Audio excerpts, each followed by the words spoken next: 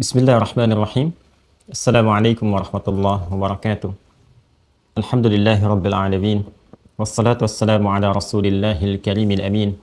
Nabiyyina Muhammadin wa ala alihi wa sahbihi ajma'in wa ba'd. Faya ahbaballahi wa ahbaba rasulihi sallallahu alaihi wasallam. Usi nafsi wa iyyakum bitaqwallahi faqad fazal muttaqun. Fala tamutunna illa wa antum muslimun. Faqala ta'ala Ya ayyuhalladzina amanu taqullaha haqqa tuqatih wa la tamutunna illa wa antum muslimun. Saudara-saudari, berjumpa kembali dalam pertemuan kita di subuh kali ini waktu Indonesia bagian barat. Kita bermohon pada Allah Subhanahu wa taala semoga seluruh aktivitas kita baik yang telah akan ataupun tengah kita laksanakan pada saat ini diridhai oleh Allah Subhanahu wa taala. Alhamdulillah, kita juga bermohon pada Allah Subhanahu wa taala dengan segenap pujian kita panjatkan kepadanya agar berkenan menguatkan jiwa dan lisan hamba-hambanya yang berkehidupan sampai dengan detik ini namun belum bersyahadat. Semoga mereka dikuatkan untuk mampu bersyahadat sebelum wafat dan kembali kepada Allah Subhanahu wa taala. Pun demikian kita bermohon kepada Allah Subhanahu wa taala dengan segenap pujian kita hadirkan, kita sampaikan kepadanya bahwa mudah-mudahan Allah memberikan kekuatan, kelembutan kepada para pelaku maksiat, termasuk kita boleh jadi di antara mereka, agar dituntun untuk bertobat, memperbaiki kualitas kehidupan jadi lebih baik, hayatan thayyibah, dan semoga kita semua diwafatkan dalam keadaan husnul khatimah insyaallah.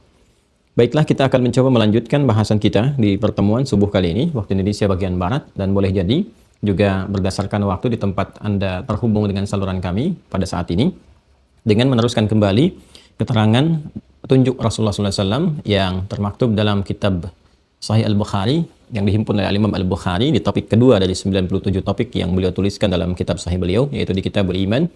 Dan ini menjadi bagian dari pelengkap sekaligus juga pedoman yang menyempurnakan pembahasan kita di penguatan akidah, khususnya di 6 simpul utama yang dikenal dengan rukun iman.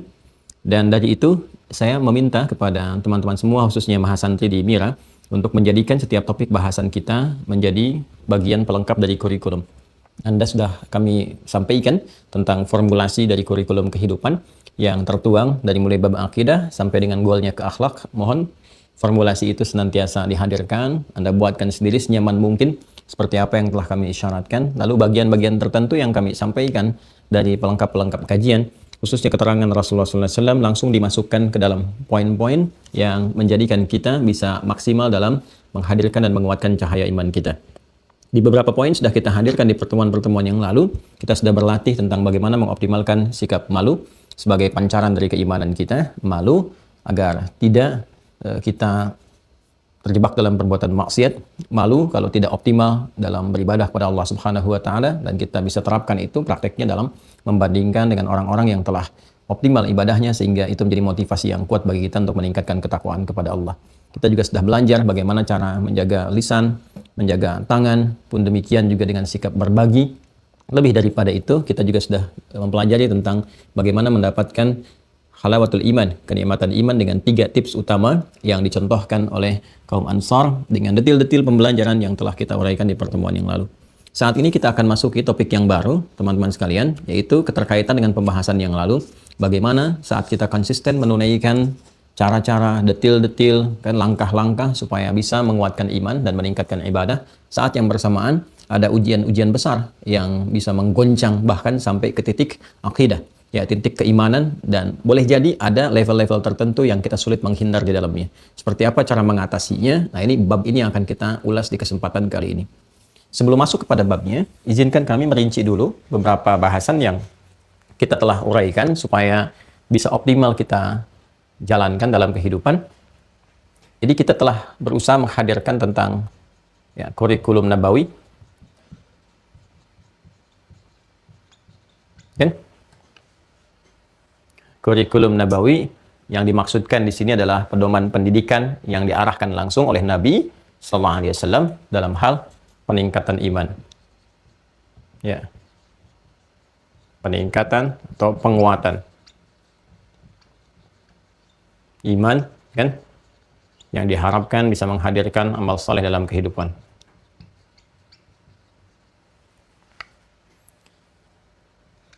Ini Nabi sampaikan di hadis yang telah lampau. Bisa Anda kembali menyimak di pertemuan-pertemuan yang lalu bahwa hal-hal yang terkait dengan iman itu sejalan dengan nafas kehidupan. Ya, jadi kalau usia seseorang ajalnya ditetapkan oleh Allah Subhanahu wa taala, apalagi umatnya Nabi Muhammad SAW, kan? Kata Nabi kurang lebih antara 60 ke 70, sedikit yang melampaui itu atau bahkan tidak sampai ke situ, ya. Maka iman pun juga tingkatan-tingkatannya, kurikulum penguatannya itu ada lebih dari 60, antara 60 ke 70. Itu jadi memberikan kesan kepada kita bahwa sepanjang nafas ya masih dikandung badan, sepanjang hayat masih kita laksanakan dalam berkehidupan, maka demikian pula iman akan berjalan bersamaan dengan nafas-nafas kehidupan kita. Dalam bahasa simpelnya, jaga iman itu sampai kita wafat, sampai kita meninggal, ya kan? Karena iman harus terbawa dalam kehidupan kita sampai kita wafat dan kembali kepada Allah Subhanahu wa taala. Karena itu proses penguatan iman itu dilakukan sepanjang hidup. Ya, bukan kita merasa hari ini sudah kuat, sudah konsisten ibadah gitu kan, maka kita merasakan ya sudah selesai penjagaan akidah. Tidak. Ya, karena nafas ini ya bid'un wa sittuna syu'batan, itu lebih daripada 60, ini memberikan kesan kiasan kepada kita bahwa sepanjang usia kita, rentang usia kita yang rata-rata 60 ke 70 atau sedikit yang lebih daripada itu atau bahkan tidak sampai ke situ. Singkatnya, jaga, selalu berusaha menguatkan pokok-pokok keimanan kita sepanjang hayat masih dikandung badan, seiring dengan nafas yang kita hadirkan dalam kehidupan sesuai dengan ajal yang telah Allah tetapkan. Maka di sini nanti ada sifat haya, ya, rasa malu pada aspek-aspek yang positif, ya, al-haya. Al-haya su'batun, al-haya syu'batun minal iman. Kan ini al-haya, jadi ada al-hayat, ada al-haya. Al-hayat kehidupan, al-haya rasa malu yang mengiringi kehidupan kita, malu kalau berbuat maksiat, malu kalau tidak optimal untuk beribadah kepada Allah. Kemudian juga ini menjaga lisan, ya kan? Kemudian juga tangan sudah kita hadirkan. Kemudian juga di sini berbagi dalam kebaikan,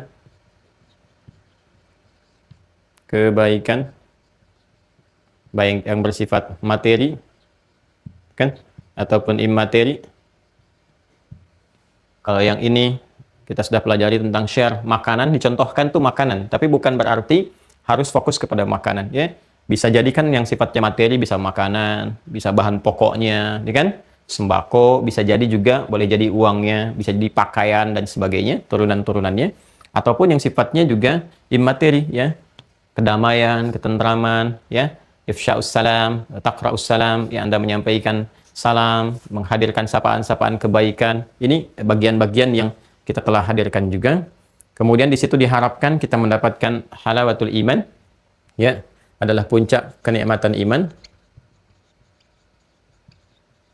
yang parameternya dibagi kepada 3 bagian lagi, dan telah kita tuntaskan di sini, menjadikan cinta Allah dan Rasul itu sebagai cinta pertama kita yang tertanam dalam jiwa, ya.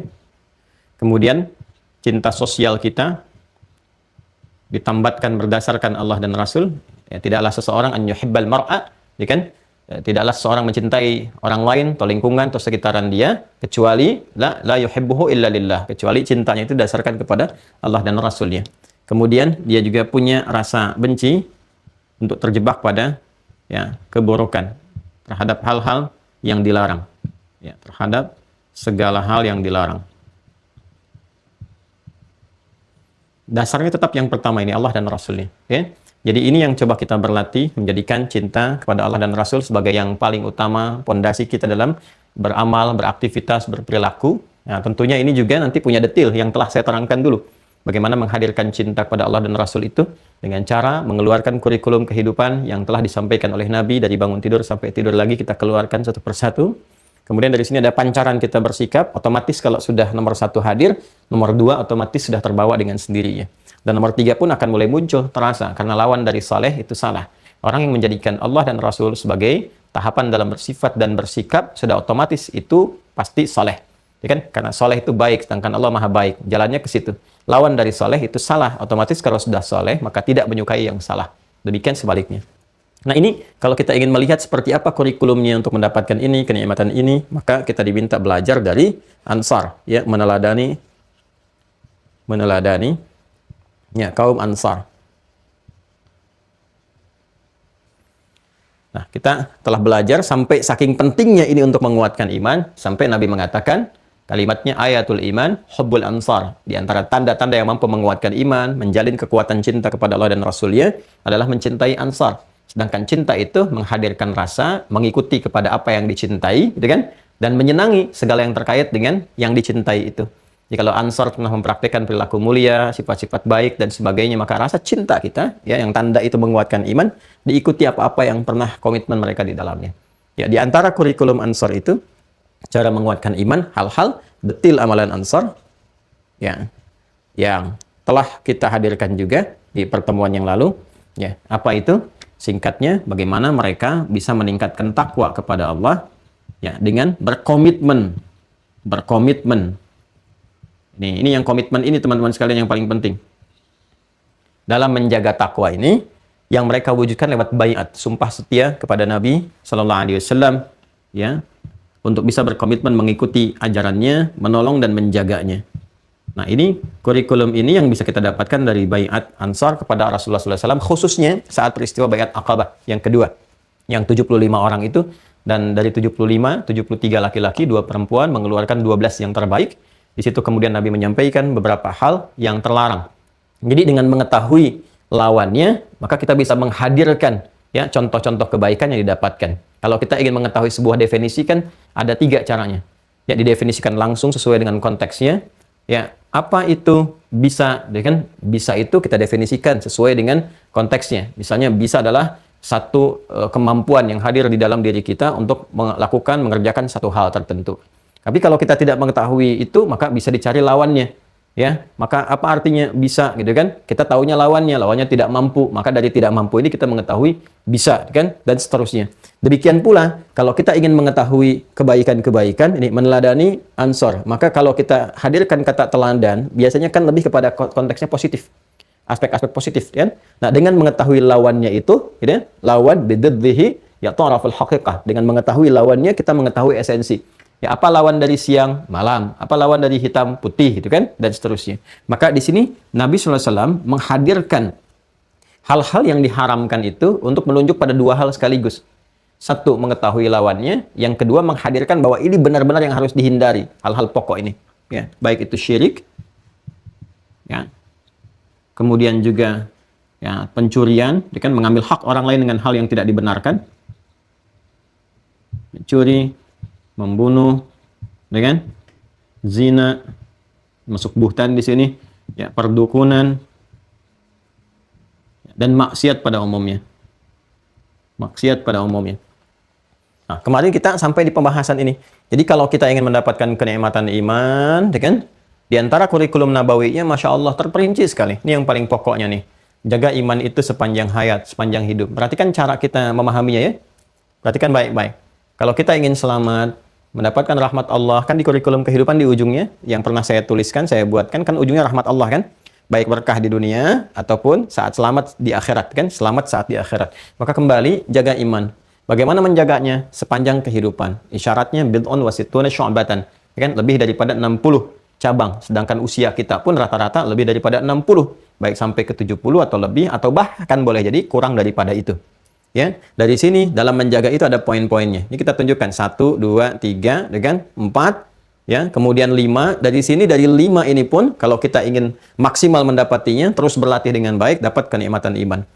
Lalu tidak berhenti sampai situ. Ini contohnya, kan? Contohnya ini.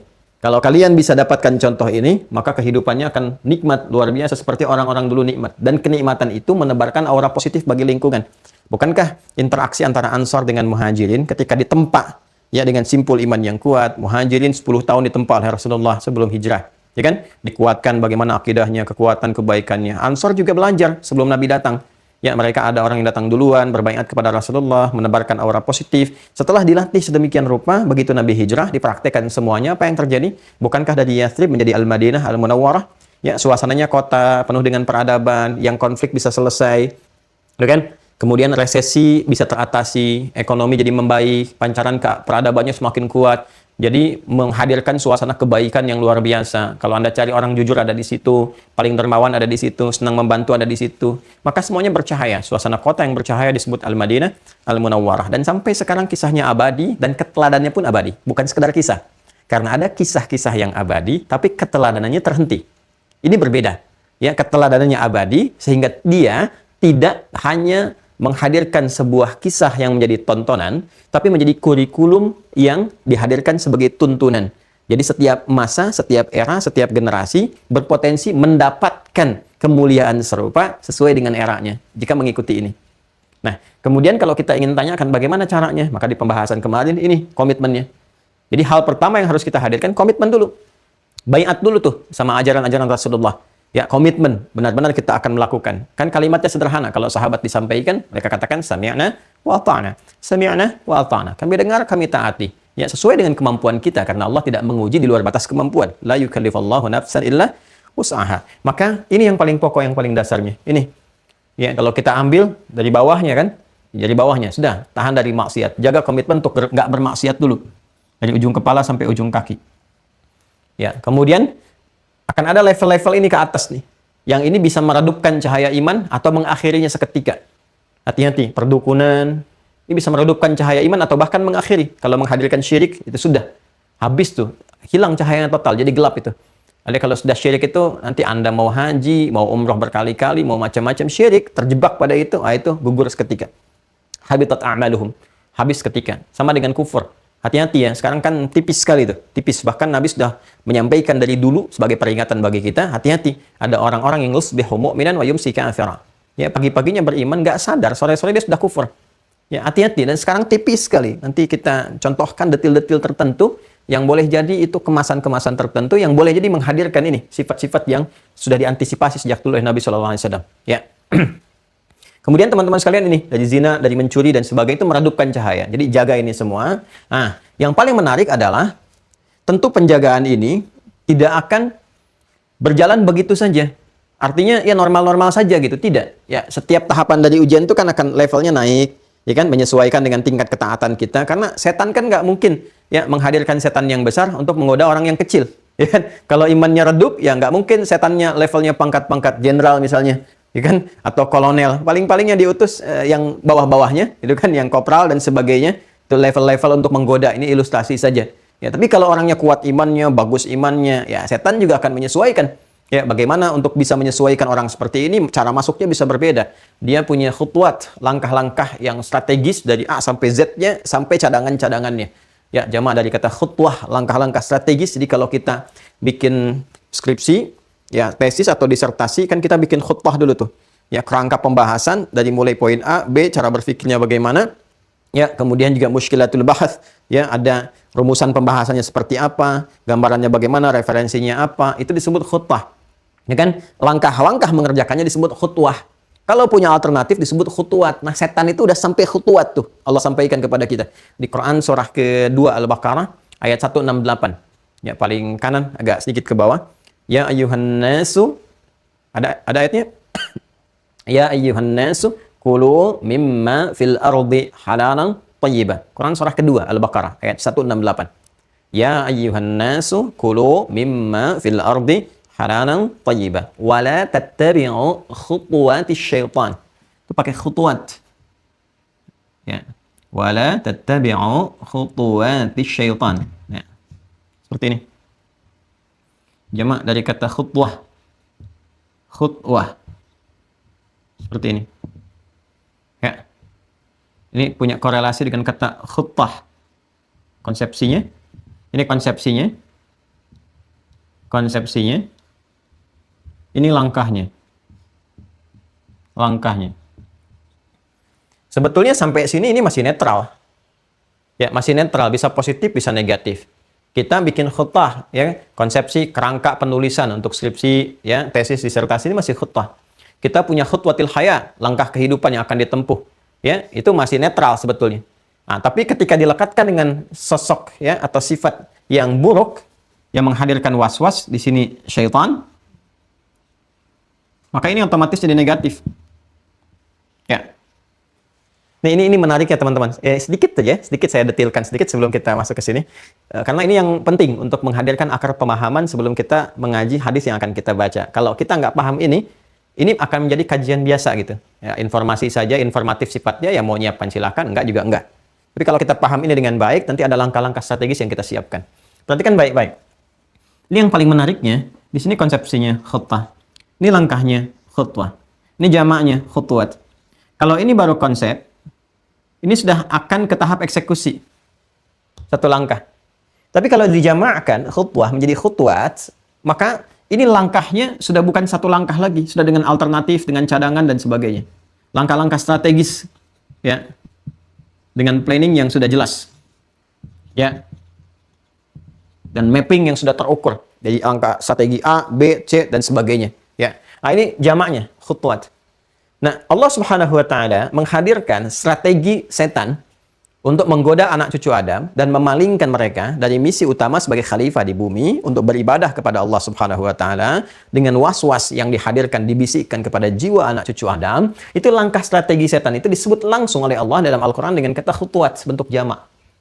Memberikan kesan bahwa setan itu ya dalam menggoda dia punya langkah-langkah strategis. Punya planning. Ya, yang penting bagaimana caranya hamba bermaksiat. Itu targetnya. Ini yang saya kotak ini. Yang kita dilarang ya oleh agama, berkomitmen untuk meninggalkan ini bahkan lewat lisan Nabi. Ketika Anda ingin mendapatkan halawatul iman, komitmen pertamanya jangan maksiat. Nah, setan ingin mengarahkan manusia pada ini supaya bermaksiat. Karena kan ini kontra nubuwah, ya kan? Kontra nubuwah. Di Adam diturunkan membawa risalah kenabian, nubuwah, diteruskan nanti oleh anak cucunya dengan risalah, rasul. Kontranya kan iblis, turunannya setan. Dia harus kontra terus. Jadi kalau ini dilarang, dia harus kerjakan. Jadi dia itu al-amru bil munkar, an-nahyu 'anil ma'ruf. Sebaliknya, risalah yang datang lewat kenabian, al-amru bil ma'ruf yang baik-baik, nahyu 'anil munkar. Ya, jadi ketika dilarang berbuat maksiat, langkah-langkah di setan bentuk adalah bagaimana caranya supaya maksiat. Ini poinnya. Ya, karena itu dia akan membuat sekian langkah alternatif-alternatif. Yang penting bagaimana caranya maksiat. Yang tadinya mau mencuri, gitu kan? Pagi-pagi mau mencuri nih. Bahkan dini hari udah mau disiapkan, mau masuk ke satu rumah misalnya, diprovokasi oleh setan. Dengar adzan dapat hidayah, Allahu Akbar, Allahu Akbar. Waduh, sudah adzan nih, kan? Nggak jadi itu, karena kan ketika adzan dalam hadis disebutkan, setan-setan kan berlari.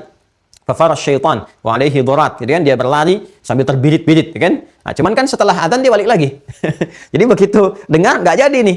Ya, bagi setan nggak jadi, itu bagi dia gagal. Ya, karena itu ketika selesai dia masuk lagi, udah nggak mencuri nggak apa-apa, yang penting lempari aja. Kan? Lempari aja. Ya, mau dilempari, ada orang mau ngelihat, lari terbirit-birit lagi. Yang penting jelek-jelekin aja, bikin hoax tentang dia, burukin dulu. Ya, gimana caranya supaya maksiat aja? Atau kadang levelnya dinaikin. Dari mulai nodong, masuk ke angkot, pengen tujuannya nodong, pengen dapat sesuatu, kan? Tiba-tiba bisa dinaikkan levelnya. Ya, bisa menusuk, kemudian membunuh, melempar, macam-macam dan sebagainya. Nah, ini yang penting maksiat bagi setan itu. Ini langkahnya sudah disesuaikan. Dan ini dia persoalannya. Dia kan menempel terus di fujur itu. Ya, menempel. Jadi, tahu apa yang ada dalam fujur, yang masuk apa, yang dipengaruhi apa. Berdasarkan kualitas yang ada di sifat fujur itu, dia masukkan tuh hal-hal godaan-godaan sesuai dengan keadaan-keadaannya. Jadi, dari mulai yang masuk ke fujur itu kan dari indera luar kita. Dari mata, ya, pandangan, telinga, pendengaran, itu kan. Kemudian yang kita rasakan, ini kan masuk seperti saya sampaikan kemarin. Dari mulai organ fisik, terus masuk ke akal, dicerna kan. Tembus lagi ke dalam jiwa takwa. Coba lihat di rekaman yang lalu ya. Nah, jiwa takwa itu kan ke sini, di nafas takwa. Nah, atau ke fujur. Kalau yang dilihat ini maksiat, di takwa ini kan taat. Ya. Kalau yang dilihatnya maksiat, hal yang tidak bagus, ya. Makanya kalau ada pandangan ngelihat sekelebat itu kan kata Nabi langsung palingkan kan. Amalan dari Quran surah ke-24 An-Nur ayat 30 dan 31. 30 untuk laki-laki, 31 perempuan. Segala palingkan supaya tidak hadir di memori, diikat oleh akal. Ya, karena konsepsinya begini, begitu terlihat atau terdengar kan ini diikat dulu oleh akal. Data jadi informasi. Kalau sudah diikat oleh akal, diikat ditembuskan ke sini. Sepersekian detik. Kalau masuk ke takwa, jadi manfaat, jadi taat. Tapi kalau yang dilihatnya kemudian maksiat, kan nggak bisa tembus ke sini. Karena berbeda sifatnya, keadaannya. Tembusnya ke sini. Nah, ke sini ketika diikat, ini terekam. Kan setan masuknya was-wasnya ke sini. Ya. Nyambung nih, terekam. Setan tahu nih. Rekaman yang masuk ke database-nya itu dia tahu nih yang ada di fujur itu apa. Yang masuk ke sini lewat telinga, lewat pendengaran. Makanya kalau masuk sekali aja ke sini sesuatu yang salah, akan diteruskan ke sini jadi pengetahuan, ya supaya terekam di memorinya terus-terusan untuk melihat lagi was-wasnya di berbagai arah nanti. dari mulai sudurnya. Dari sini naik nafas ke kolbu, ya, kemudian kolbu ke sudur keluar, dieksekusi oleh bagian terluar tubuh kita secara fisikal. Nah, ini yang direkam oleh setan terus supaya diingat lagi. Makanya kalau sudah masuk ke memori kan terus diingatkan. Kalau jiwa takwanya tidak kuat, maka terus akan didorong. Coba lihat lagi yang kemarin, ya kan? Gak apa-apa kan kalau sekali nggak sengaja. Coba dengarkan lagi kisah ini. Kayaknya enak kumpul-kumpul, ya, dengarkan ini, dengarkan itu. Adanya maksiat. Ini langkahnya. Ya, dan dia akan menyesuaikan. Orang yang taatnya bagus, digodanya kadang-kadang lewat ibadah lagi. Kadang-kadang bisa lewat ibadah lagi. Ya, ayo sudah haji, suruh haji lagi. Enak kan haji, haji lagi gitu kan. Nah, sementara ibadah yang prioritas yang ada di sampingnya, boleh jadi ada yatim yang butuh perhatian, saudara yang belum SPP, yang belum macam-macam dan sebagainya. Ini dijauhkan informasinya. Atau bahkan ketika tahu pun disopotkannya kepada ibadah dia secara individual tanpa memperhatikan yang paling pokok di sekitarannya. Boleh jadi demikian. Ya. Nah, ini konsepsinya teman-teman sekalian. Ya, jadi ini gambaran. Kalau diikuti ini, khutbah, khutwat, jadi khata. Tuh lihat ya rangkaian katanya ini. Ya, rangkaian katanya. Khata'un.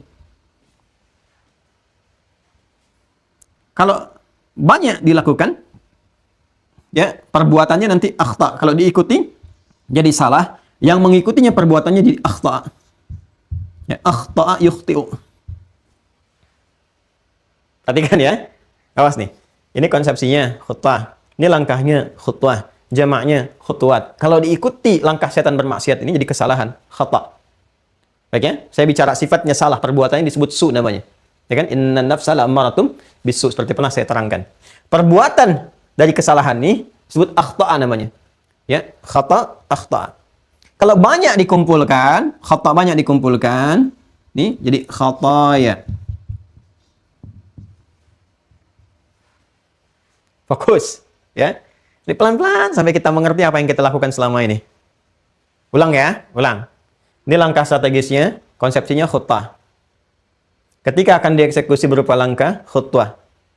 Bentuknya jamak yang mengcover segala kemungkinan untuk melangkah itu, khutwat. Jelas? Setan dilekatkan dengan ini, khutwat. Wala tattabi'u khutuwatis syaitan. Ya kan? Ini. Jadi setiap satu setannya, kan jamak dari setan syaitin. Anda bayangkan, wala tattabi'u khutuwatis syaitan. Ketika disebutkan satu setan aja udah mengcover semua langkah ini. Ya. Jadi karena dia tadi saya katakan, dia merekam semua database keburukan-keburukan dan menyiapkan langkah-langkah sesuai dengan data ini. Setiap satu setan ya, yang mendampingi manusia itu tahu itu karakteristiknya. Jadi setiap satunya udah punya berbagai langkah. Kalau diikuti, keluar kesalahan, khata. Sudah? Baik ya, perbuatan yang mengikuti ini disebut akhta. Awas, hati-hati ya. Baik, kalau diikuti terus-menerus, mengeluarkan bentuk jamak dari kata khata, khataya namanya. Jelas? Baik, sampai nanti dibikin lupa kita dengan ketaatan-ketaatan. Ya. Jadi kalau teruskan salah, dibuat lupa dengan yang benar. Makanya ketika orang berbuat salah itu kan diikuti was-was itu, kan ditutup dengan lupa kan yang benarnya. Ya. Maaf, dia tahu korupsi itu salah. Tapi ketika dia korupsi, dia lupa bahwa itu salah. Dibikin ditutup ya, dihilangkan gitu. Menutup sesuatu supaya lupa disebut nasia namanya. Nasia.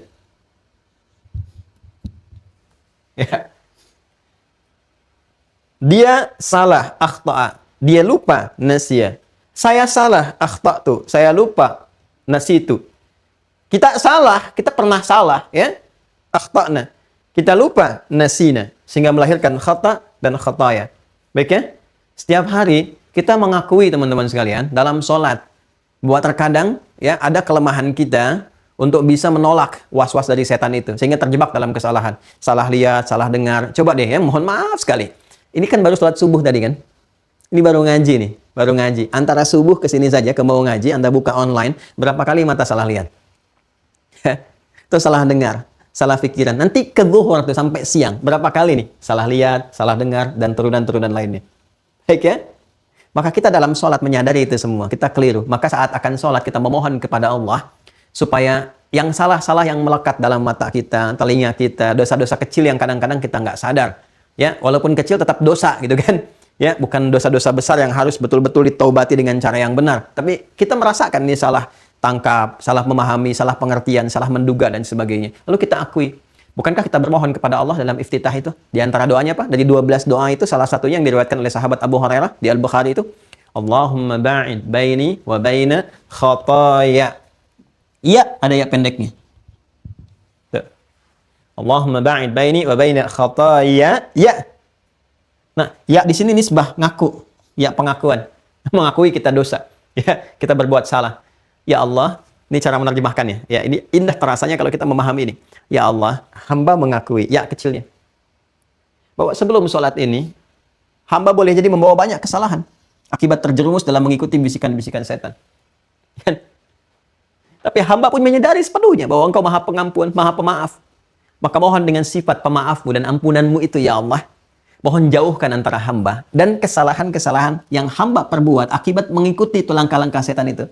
Ya, sejauh Engkau jauhkan antara timur dengan barat itu yang tidak pernah bertemu. Kama ba'adta bainal masyriqi wal maghrib, yang tidak pernah bertemu. Maksudnya apa di sini? Karena nanti kita akan dipertemukan dengan kesalahan kita walaupun sedikit, diperlihatkan. Ya, wa may ya'mal mithqala dzarratin syarran yarah. Jadi yang jelek pun akan ditampakkan dan kita nggak mau melihat itu. Ingin dihijab oleh Allah, ditutup, dijauhkan seperti timur dan barat dijauhkan. Allahumma naqqini minal khataaya, karena ada alif lam, ya-nya hilang. Ya Allah, kalaupun begitu pekat itu, seperti noda yang melekat pada pakaian, ya kalau perlu ya Allah, bersihkan aja seperti noda dibersihkan dari pakaian, sebersih-bersihnya. Ya, dengan pemutih dan seterusnya. Kama yunaqqas thawbul abyadu minad danas. Kalau perlu gunakan yang paling dingin sekalipun ya Allah. Bil ma'i wasalji wal barad. Maksudnya kita ingin betul-betul bersih, seperti datang bersih, pulang pun pengen bersih. Nah, ini gambarannya. Kenapa? Karena kita yakin setiap kesalahan dan sifat lupa yang menghadirkan salah yang diperbuat itu, Allah punya sifat ghafran yang melekat kepada dirinya, ghafir, Ghaffar, Ghafur, dan dengan rahmatnya mengampuni dosa tanpa batas. Qul ya ibadiyalladzina asrafu ala anfusihim, ya la taqnatu min rahmatillah. Katakan Muhammad SAW kepada hamba-hambaku yang telah berbuat israf, ya, berbuat dosa yang berlebih dalam kehidupannya, jangan putus asa dari siapa? Dari siapa? Dari rahmatnya Allah Subhanahu wa taala. Dengan itulah kemudian, ya, dengan rahmat itu Allah melekatkan dirinya Rahman dan Rahim. Maka, pernahkah kita membaca akhir ayat Al-Baqarah itu?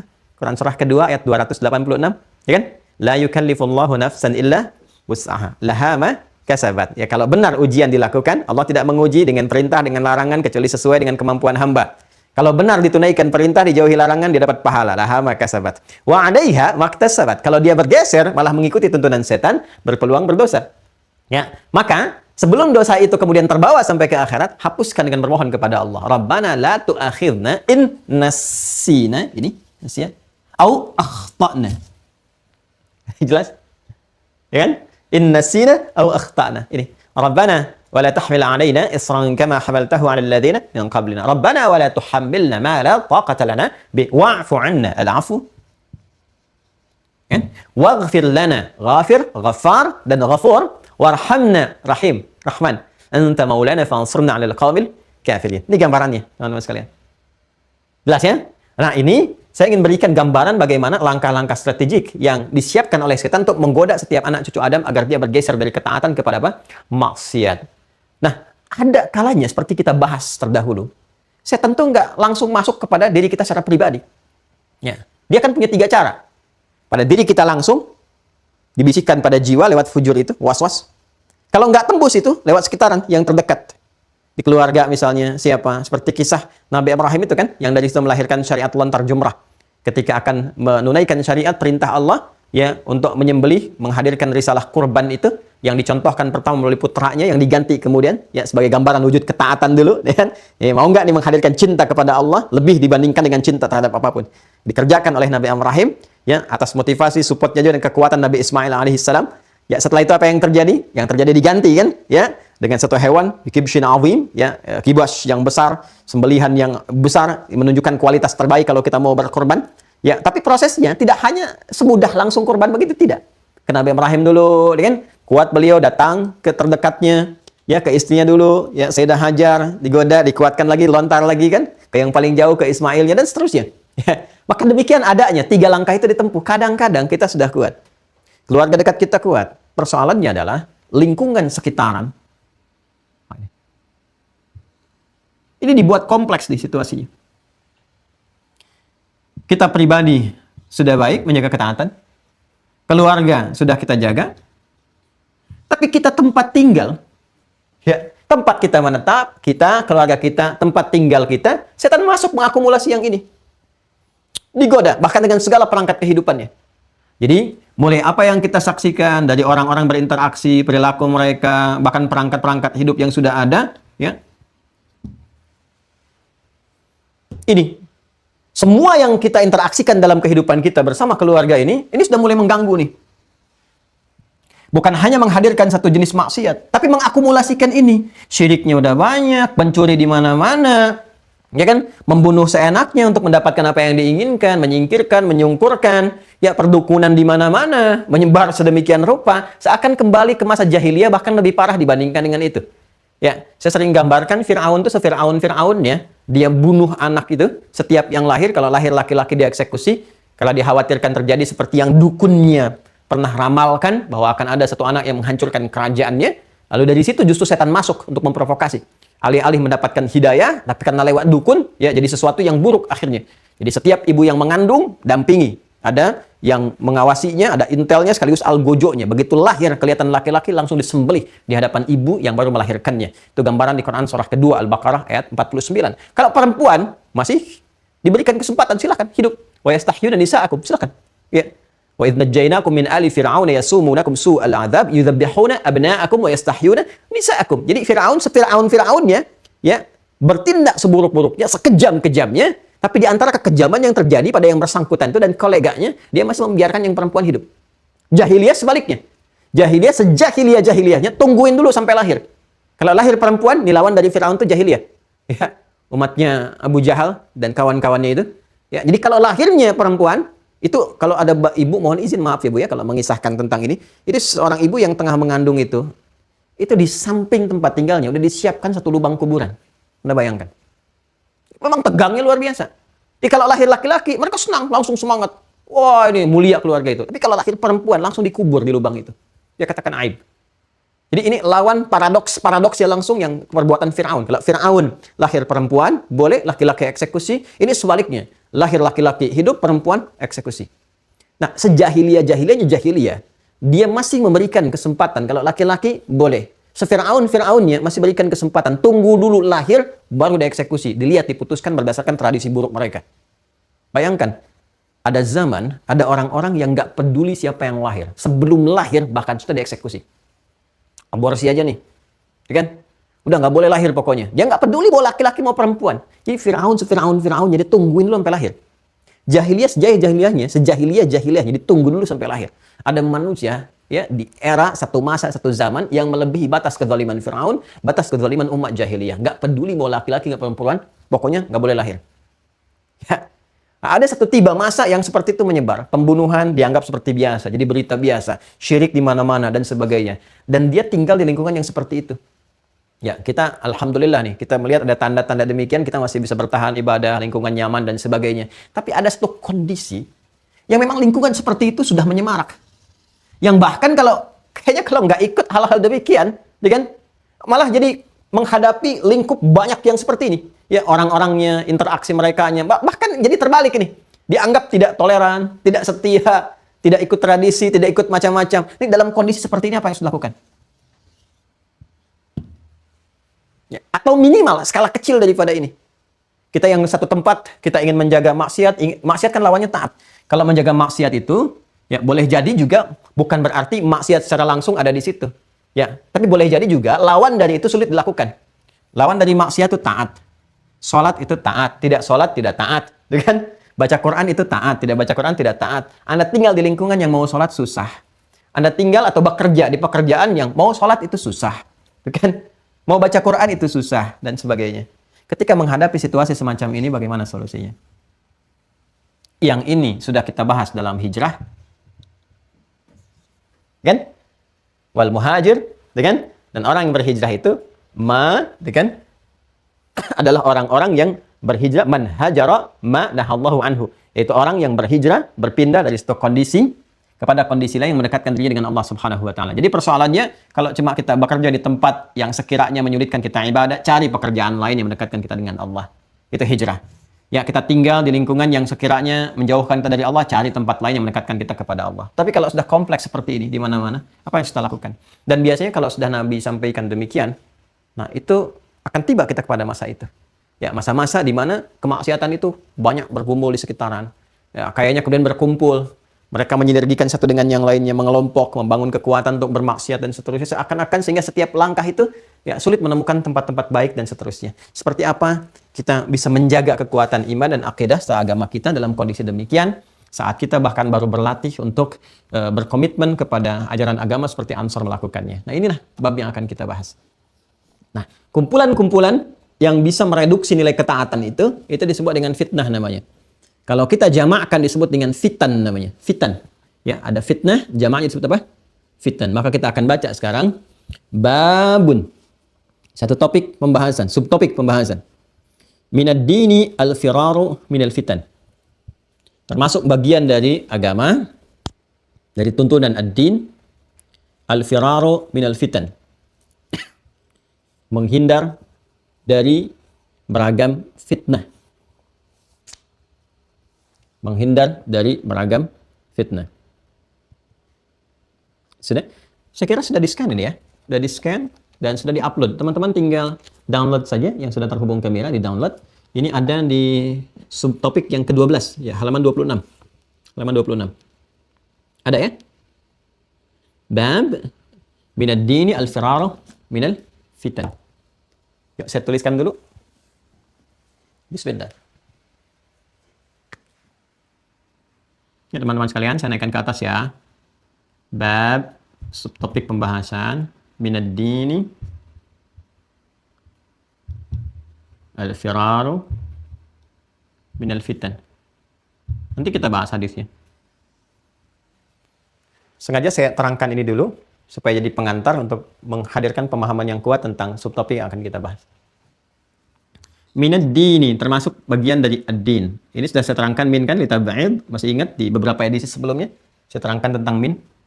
Termasuk bagian dari ad-din.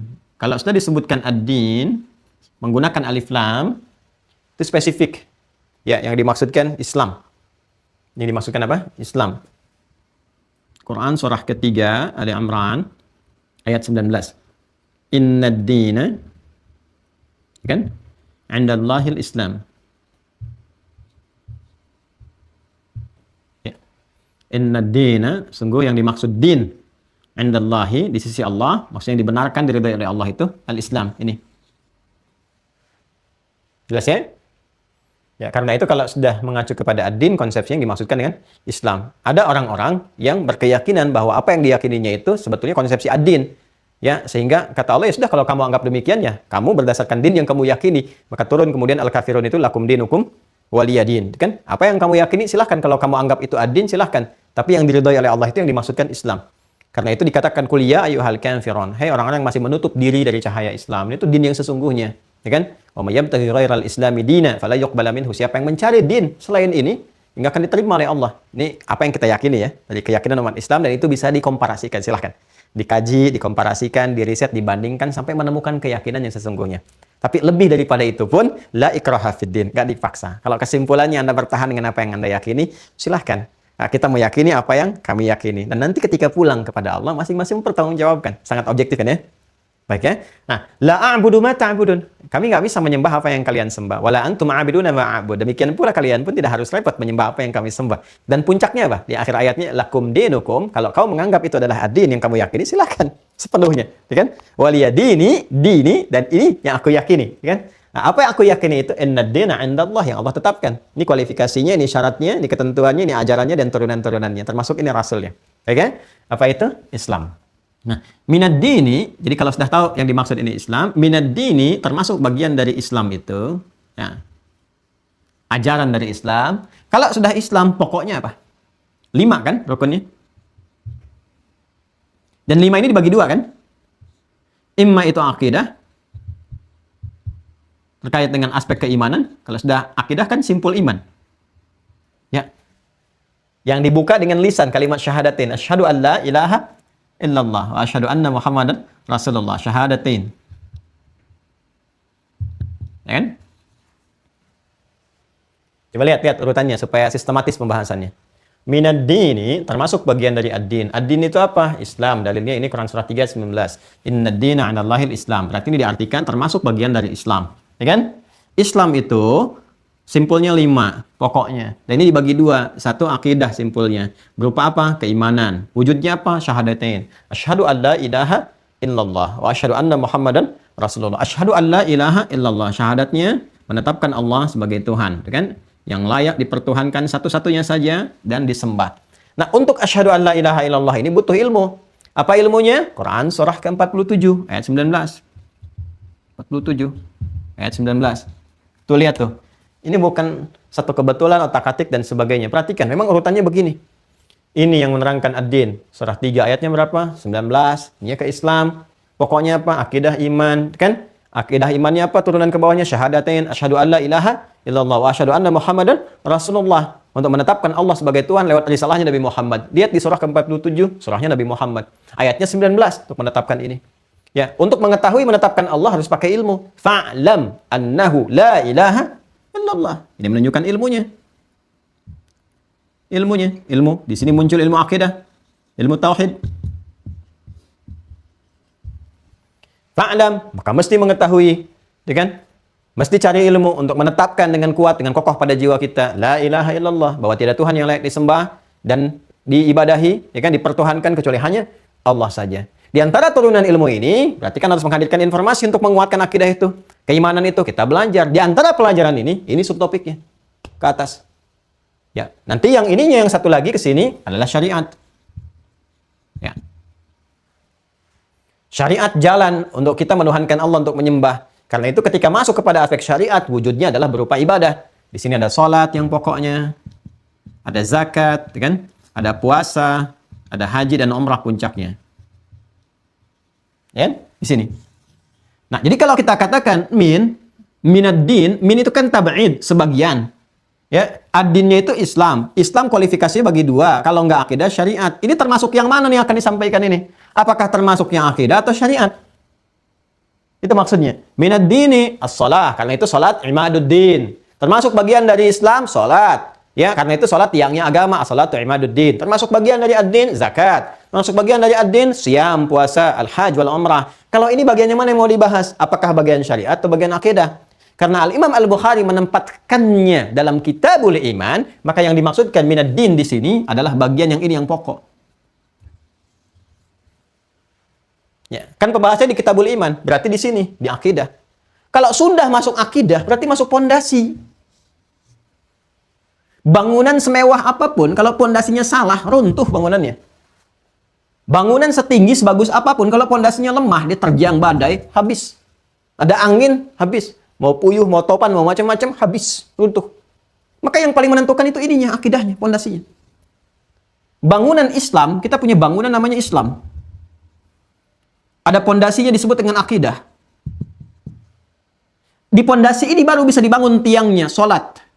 Imaduddin. As-salatu imaduddin. Ini tiangnya nih. Bangunan Islam kita ini kita membangun. Ya, dibangun di dunia, dapat bangunan istana di akhirat nanti. Karena itu kita membangun tiang-tiang kita dengan sholat rawatib misalnya. Man shalla itsnatai asyrata raka'atan, siapa yang sholat 12 rakaat fi yaumin wa lailatin, siang dan malam, itu kan mengiringi sholat fardunya. Ya, banallahu lahu bihinna baitan fil jannah. Dengan amalan itu dibangunkan oleh Allah, nanti diberikan, maksudnya hadiah, ya, satu tempat istana di surga nanti. Jadi kita membangun dengan amal kita itu, amalan-amalan keislaman kita, bangunan kita di surga untuk mendapat rahmat Allah. Pondasinya apa? Akidah. Jadi kalau pondasi ini kokoh, maka tiang sholat akan kokoh. Ya, zakat atap-atapnya akan kokoh. Dinding-dindingnya lewat puasa akan kokoh. Disempurnakan lewat haji, dihiasi dengan tampilan-tampilan akhlak, indah bangunan itu. Inilah Muslim. Muslim itu orang yang punya bangunan ketaatan.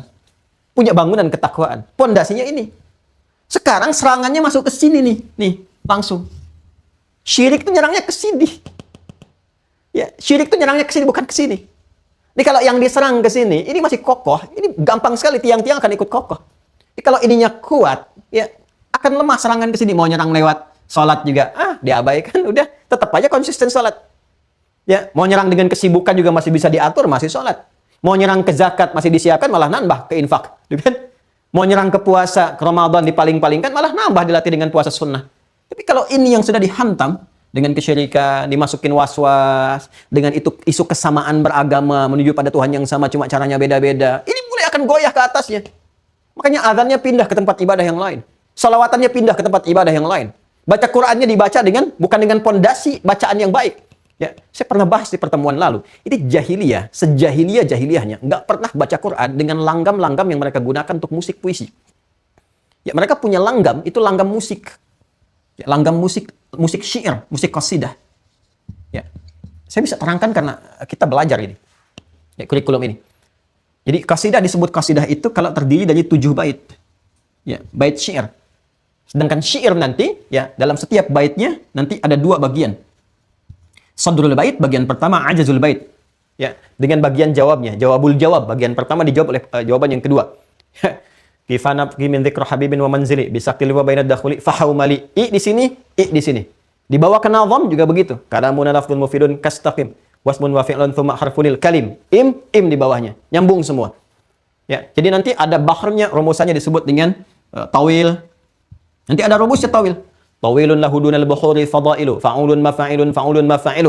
Rumusnya tawilun, itu fa'ulun mafa'ilu. Itu tawilun lahu dunal buhuri fadailu. Ya, rumus tawil itu selain bab-bab yang lain, selain rumus yang lain, ya, maka dia punya bahar khusus, punya formulanya. Tawilun fa'ilun mafa'ilu. Ya, rumusnya harus fa'ilun mafa'ilu. Ya, nanti kemudian ada rajas lagi. Mustaf'ilun. Ada madid punya rumus sendiri. Nah, itu rumus itu dipakai nanti, ada syarat yang lain mengikuti. Harus ada fasahah, kefasihan dalam bahasanya. Bagus rumusnya, sesuai, tapi nggak fasih, nggak diterima. Cacat nih syairnya. Ya, ada zihab, ada ilat, dan sebagainya. Kemudian ada apa lagi? Ada khayal, imajinasi yang tinggi. Semakin bisa berimajinasi, semakin tinggi tingkat imajinasi, semakin bagus kualitas syairnya. Makanya sebagian ada yang minta bantuan kepada jin dari kalangan setan untuk diberikan informasi-informasi tertentu yang nggak ada di kalangan manusia yang hidup pada umumnya saat itu. Sehingga dia punya sesuatu yang diperdayai oleh jin sebetulnya tentang ini, tentang itu. Dia munculkan tuh. Jadi dikira hebat. Jadi ada khayal, imajinasi, ada fasahah, ada uslub. Ya, gaya dia dalam menghadirkan puisi itu, syair itu. Lalu ada irama, ada musik. Ya, ada iramanya, jangan dikira nggak ada irama. Madid, mufa'alatun, fa'ilatun. Di bawah diterapkan, bikin kasidah. Tala'al badru alaina min thaniyatil wada'. Ya, itu ada iramanya, itu iramanya irama madid. Tapi apakah Anda kira orang-orang pada saat itu ketika masuk Islam, menerima Islam, kemudian baca Quran, dia baca dengan irama-irama musik ini, kasidah? Irama-irama syair? Tidak. Pernah nggak dengar irama sampai sekarang orang Arab baca misalnya surah Ad-Duha dengan irama madid? Ya, irama madid itu kalau dibawa ke kasidah yang Tala'al badru, Tala'al badru alaina min thaniyatil wada'. Pernah nggak dengar orang Arab baca surat Ad-Duha dengan lagam itu misalnya? Wad-duha wal-laili idza saja. Pernah? Tidak. Jadi sejahiliyah-jahiliyahnya orang jahiliyah, mereka tidak pernah menggunakan ini irama-irama dalam musik, dalam syair, dalam kasidah mereka untuk baca Quran karena mereka tahu ini berbeda. Makanya ketika Allah turunkan pun kalimat tegas membantah mereka ketika menuduh ini Quran itu syairnya Muhammad. Ini mereka tertolak sendiri. Dilihat nggak ada baharnya, dilihat rumusannya nggak ada, iramanya bukan irama musik yang seperti mereka dendangkan. Makanya Allah langsung mengatakan wa ma huwa biqauli syair. Al-Quran bukan bagian dari syair. Karena itu nggak bisa dibaca pakai irama syair. Nah, jadi kalau ada orang membaca Quran dengan irama-irama musik tertentu yang dia gunakan misalnya pada kekinian, ya, itu lebih parah dibandingkan orang jahiliyah. Karena orang jahiliyah pun nggak pernah melakukan itu. Maka ada yang salah gitu. Ya, apalagi kalau bawa di ke langgam Sunda misalnya, ke langgam Jawa misalnya, ke langgam Sumatera, langgam macam-macam atau di luar, maka itu nggak pernah dilakukan di masa-masa dulu, sejahiliyah-jahiliyahnya mereka. Jadi jangan pernah ada baca Al-Fatihah dengan apa namanya langgam manuk dadali misalnya. Iyyaka na'budu wa iyyaka nasta'in. Bubar salat itu. Ya. Jelas ya? Nanti besok-besok kita tidak berharap ada orang-orang baca Quran dengan irama musik tertentu, lagu tertentu dipakai ke situ. Ya, walaili idza yaghsha wan nahari idza tajalla. Bahaya tuh, hancur kemudian salat. Hancur bacaan Quran. Paham ya? Nah, jadi jangan pernah memaksakan sesuatu yang memang bukan bagiannya. Dan itu bisa beresiko tinggi. Apalagi kemudian dibacakan tuh di tempat ibadah orang lain. Dibacakan dengan narasi-narasi kreatif, dengan langgam-langgam tertentu. Wah, itu fatal itu. Segera syahadat lagi ya. Ya, segera syahadat lagi. Nah, ini nyerangnya ke sini, ke pondasi ini. Jadi kalau sudah pondasinya kena nih, akidahnya kena, maka praktek ibadah pun akan kacau. Azan di tempat orang lain, sholawatan di tempat orang lain, di masjid nggak ada yang azan, nyari-nyari yang azan. Kemana yang azan nih? Lagi azan di tempat ibadah orang lain. Ya kan? Nah, ini kita hanya melihat kemungkinan-kemungkinan terjadi. Kalau itu hadir terjadi, maka segera kita doakan supaya kembali. Dan itu diperbaiki. Boleh jadi karena ketidaktahuan, karena serangan ini halus sekali. Nah, lewat paham-paham tertentu. Nah, ini paham persamaan agama, ya kan? Paham-paham liberalisme, sekularisme. Ini penyakitnya langsung menghunjam ke akidah, bukan ke sini. Ke sini langsung. Ini kita tolak. Karena itu saya kalau udah bicara masalah akidah, saya tegas. Bukan kasar, tapi tegas. Beda antara tegas dengan kasar, tidak. Ya, kalau tegas itu proporsional, kalau kasar itu sudah negatif. Ya, jadi kita tidak menghujat A, B, C, tidak. Kita memperbaiki perbuatannya supaya tidak salah. Ya, tidak keliru. Karena ini fatal. Kalau ini habis, ini bangunan tuh gak ada gunanya. Hancur seketika. Faulaika habitat a'maluhum fid dunya wal akhirah. Orang-orang yang kufur bahkan syirik itu habitat a'maluhum, habis semua bangunannya fid dunya, di dunia enggak ada nilainya, di akhirat jadi abu bertebang. Ya, faulaika ashabun nar hum fiha khalidun, dan mereka berpotensi menjadi penduduk neraka. Kata Allah, Allah yang sampaikan. Ya, kalau baca Quran, kalau nggak baca Quran nggak tahu, makanya kita infokan ini supaya nggak terjadi. Nah, ini teman-teman sekalian. Jadi serangannya ke sini nih. Nah, ini minad din, termasuk bagian dari ad-din, kan? Yang mana nih? Apakah aspek akidah atau syariat? Karena yang dibahas terkait dengan kitabul iman, iman itu ada di akidah. Makanya pembahasan ini menjadi penting karena apa? Karena kalau ini runtuh, bangunan yang lain tuh tidak berfaedah. Apa yang harus dipertahankan? Yang harus dijaga dari ini? Yang saya terangkan di awal, masih ingat? Ada godaan-godaan setan yang ditembuskan pada aspek yang jauh dari kita. Ya. Pihak ketiga. Wah, setan menggunakan proksi di sini. Yang tidak langsung menggoda kepada diri kita. Dia gunakan proksi lewat yang lain. Proksi lewat media. Ya, proksi lewat media sosial. Dia gunakan dari orang-orang tertentu dan sebagainya. Ya, kan minal jinnati wan nas, kan sudah jelas ayatnya, dalilnya. Minal jinnati wan nas, dipakai tuh. Ya, jadi kalau nggak begini disebut nggak toleran, nggak begini disebut nggak setia kawan. Jadi mulai muncul maksiat. Dari mulai pacaran, zina jadi kebiasaan, dari penipuan, korupsi sudah biasa, pembunuhan dianggap gampang sehingga beritanya nggak seheboh orang-orang dulu. Kita mendengar ada meninggal udah melewati 3 bukit pun masih tahu kita itu siapa, bagaimana keadaannya. Sekarang tiap hari diberitakan, diperdengarkan, dilihat oleh pandangan kita dan sebagainya. Nah, untuk menyentuh pada diri kita. Sadar nggak kita akan wafat? Tahu nggak bahwa ini maksiat? Harus hindari. Jadi kalau sudah ditampakkan di hadapan kita, terdengar telinga kita, tiap hari Anda buka berita, 80% isinya tuh berita tentang maksiat. Tentang pembunuhan, perampokan, pencurian. Si ini begini, drama ini begitu. Di drama pun disebutkan pula dan sebagainya. Itu belum membuat kita sadar untuk menjauhi itu semua. Kalau 80% dari berita sudah menyampaikan tentang maksiat, diinfokan maksiatnya. Maksiat tentang korupsi, tentang mencuri, tentang zina dengan segala kemasannya, mau selingkuh, mau macam-macam dan sebagainya. Tentang LGBT dan seterusnya. Belum membuat kita sadar untuk meninggalkan ini semua. Dengan cara apa lagi harus diberitakan? Nah, sekarang, kalau satu fitnah itu kan muncul dari sisi yang lain, ya. Tapi ujiannya kita dilibatkan di dalamnya. Ya, boleh jadi terjadi pada sosok yang lain, tapi kita dilibatkan di dalamnya, bisa berdampak kepada kita. Kalau langsung kepada kita itu bala, semakin tinggi ibtila, ya kan? Ujian langsung dihadapi. Nama umumnya musibah. Jadi musibah begini. Wah, ini kalau sudah bicara satu kata, tembusnya kemana-mana, nggak apa-apa ya, supaya paham ya. Ini musibah segala yang menimpa kita. Umum. Alladzina idza asabathum musibah qalu inna lillahi wa inna ilaihi raji'un. Kata musibah pertama kali disebutkan di Quran surah kedua Al-Baqarah ayat 156. Ya kan? Ayat 156. Nah, setiap yang langsung menguji kitanya, ya ini kan umumnya nih. Di dalam musibah ini nanti kalau menguji kepada kita disebut bala. Balaun. Ya, Al-Baqarah ayat 155. Wala nabluwannakum bisyai'. Ya?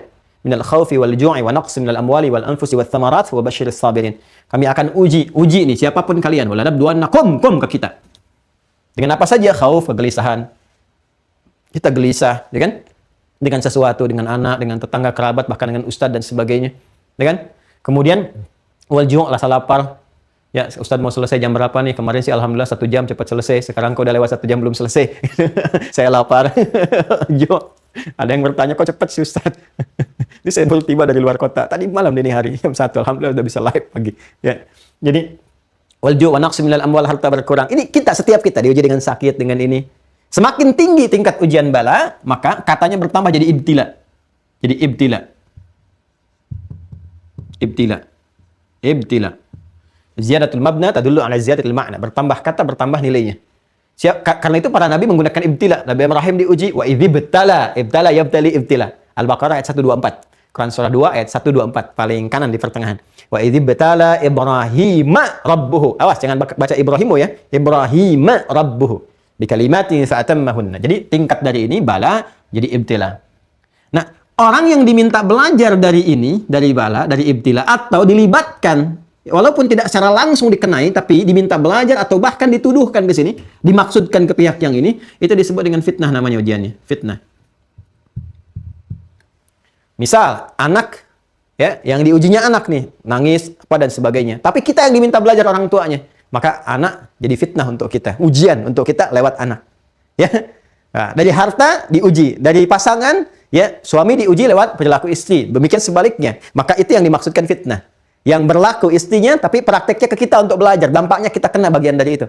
Ya, inna min azwajikum wa auladikum fitnah. Ya. Baik, sungguh termasuk bagian dari pasangan. Azwaj itu pasangan diartikan. Jadi bisa jadi lelaki suami ujian untuk istri atau sebaliknya. Dan juga dari anak-anak. Ini fitnah.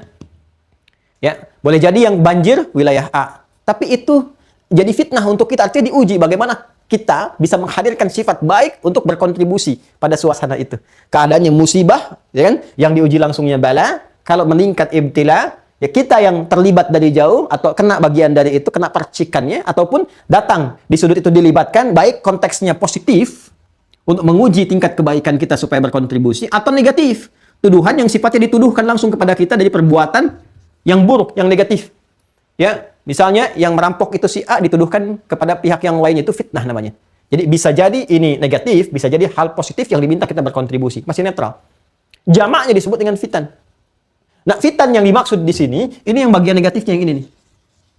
Jadi yang berbuat maksiat orang lain, tapi yang kesulitan kita. Yang mabok orang lain, yang kesulitan kita. Ya kan? Ini kalau nggak diluruskan yang seperti ini dampaknya lebih besar lagi. Saya ngaji di kitab Al-Mustad Imam Ahmad bin Hanbal. Mustad yang pertama, Mustad Abu Bakar As-Siddiq radhiyallahu ta'ala anhu. Allahu Akbar. Ini kalau ada orang banyak maksiat dan sudah tidak mampu meluruskan lagi, Allah beri peringatan lewat bencana. Lewat musibah. Dan kadang-kadang musibah itu nanti menimpa secara umum karena udah nggak ada orang yang ingatkan lagi. Yang lain kena bagiannya. Coba ketika kena nanti sifatnya bisa berbeda. Kalau yang ini langsung hukuman, yang ini bisa jadi rahmat. Dalam keadaan sudah. Kalau kamu nggak bisa mengingatkan dan sebagainya, kamu ingatkan nggak mampu, wafat sekalian. Yang ini syahid nanti dengan bencana. Bisa jadi banjir, tsunami, bisa gempa, bisa macam-macam. Yang ini hukuman sekaligus. Ya, karena itu kita ingatkan, kita ingatkan, kita ingatkan. Cuma kalau sudah terakumulasi fitnah yang sedemikian besar dan sebagainya, maka apa yang terjadi? Sudah mengumpul dari fitnah jadi fitan ini. Maka bagaimana sikap yang baik menghadapi ini semua? Maka disebutkan langsung ya oleh Al-Imam Al-Bukhari mengambil judul dari hadis Nabi sallallahu alaihi wasallam, al-firar minal fitan. Berlari sekencang-kencangnya. Berlari sekuat-kuatnya. Ya, dibahasakan dengan bahasa yang halus, menghindari fitan, menghindari semua hal yang melemahkan iman kita, menghindar sekuat-kuatnya, kemudian berlari sekuat-kuatnya. Hindarkan itu semua. Jadi kalau ada, mohon maaf ya, kampanye-kampanye yang persamaan agama, kampanye-kampanye toleransi yang melewati batas-batas toleransi sesungguhnya, ya, kampanye-kampanye yang mendangkalkan akidah, dipaksa kita untuk mengenakan pakaian-pakaian tertentu yang menunjukkan kesyirikan dan sebagainya, maka menghindar secepat-cepatnya. Tahu tikus? Tikus, tahu? Tikus itu bahasa Arabnya fa'run. Fa'run. Nih. Kenapa tikus disebut dengan fa'run? Salah satunya ada kaitan dengan kata firar. Firar itu asalnya dari kata farwa ya firru, firaran. Farwa ya firru. Tahu tikus? Kalau udah ketahuan larinya bagaimana? Gitu kan? Terus masuk ke lubang kan? Ya, dia bersembunyi cepat masuk ke lubang. Ya, ngelihat kucing langsung lari, gitu kan? Makanya dikatakan itu tikus lari terbirit-birit. Masuk ke lubang. Ke lubang itu tempat perlindungan dia. Karena itu firar disebut dengan firar, seakan-akan memberi kesan seperti halnya tikus ketika ada sesuatu yang akan memangsa, membahayakan, lari terbirit-birit, berlindung di balik lubang. Kalau Anda mendapati orang-orang atau perbuatan-perbuatan perilaku yang menyimpang, membahayakan akidah, cepat menghindar seperti tikus menghindarinya. Ya kan? Menghindar dengan cepat, kalau perlu cari tempat berlindung yang di situ terjaga akidah Anda, terjaga din Anda, terjaga keislaman Anda, sekalipun mesti meninggalkan kenyamanan-kenyamanan yang dirasakan, tapi membahayakan untuk akidah. Namanya dunia, senyaman apapun pasti akan sirna. Ini yang pernah dilakukan oleh Ashabul Kahf, yang setiap Jumat kita belajar membacanya. Ya, selain ada yang baca Yasinan, Baqarahan, An-Nisaan, Ali Imranan, ada juga yang Al-Kahfan. Ya, begitu membaca Al-Kahfi, di antara kisah yang viral yang pertama kali apa? 7 orang pemuda itu kan, yang kemudian meninggalkan fitnah yang sudah menggoncang akidah, diburu dan sebagainya. Dia memilih tinggal di gua, dan di situ Allah berikan kenyamanan dan seterusnya. Karena dia tahu dunia itu fana. Sekalipun dia merasakan kemewahan dan sebagainya, tetap akan sirna juga. Pada akhirnya, semua kembali kepada Allah dengan amalannya. Jadi gambaran cepatnya judul Minad Dini Al-Firaru Minal Fitan. Fitan yang dimaksudkan ini kemudian gambarannya seperti ini, larinya sampai mendapatkan tempat bernaung seperti apa yang tadi diutarakan. Sekarang kita bacakan hadisnya. Jadi yang tadi pengantarnya. Masya Allah. Bismillahirrahmanirrahim. Yuk kita bacakan hadisnya. Qala al-Imam al-Bukhari. Al-Imam al-Bukhari menyampaikan, haddatsana Abdullah bin Maslamah an Malik an Abdurrahman bin Abdullah bin Abdurrahman bin Abi Sa'sa'ah an abihi an Abi Sa'id al-Khudri.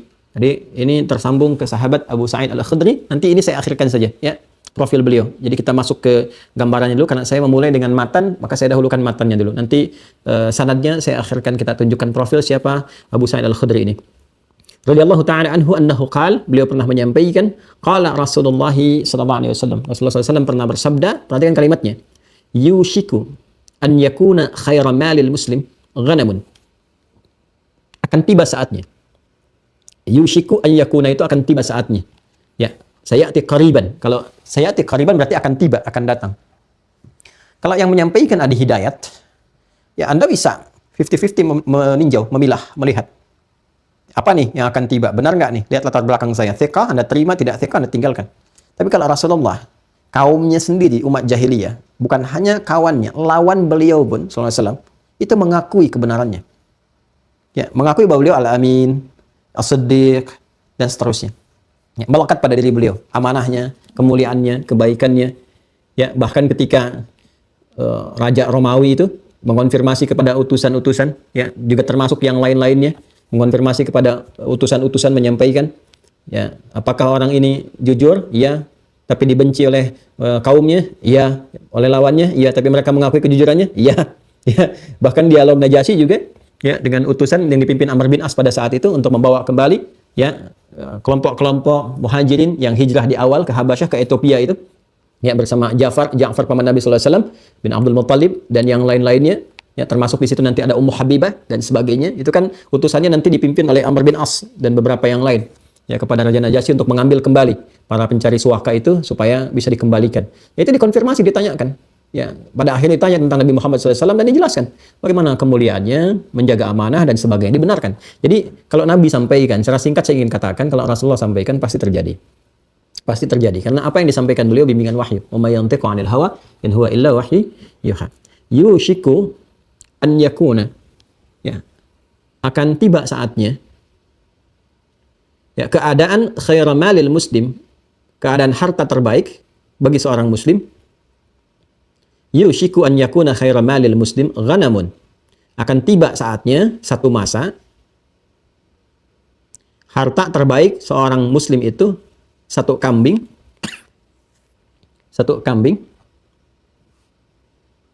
yatsba'u biha sya'afal jibal, yang ia tuntun menuju puncak bukit. Wah, ini kalimatnya tinggi sekali nih. Awas, hati-hati nih ya. Hati-hati cara memahaminya nih. Hati-hati cara memahaminya. Wa mawaqi'al qatri. Wa mawaqi'al qatri, dan beberapa tempat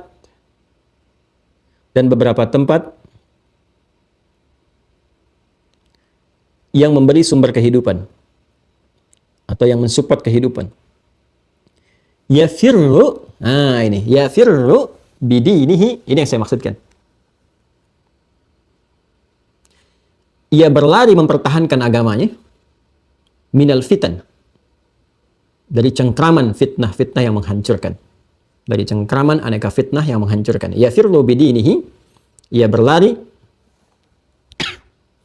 memegang teguh atau membawa agamanya, keyakinannya, minal fitan, dari fitnah, dari aneka fitnah yang mencengkram dan menghancurkan.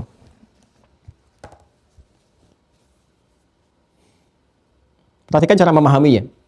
Ya. Ada caranya memahami sesuatu itu, kita baca dari depan, maka maknanya tersambung dari depan ke tengah sampai ke akhir.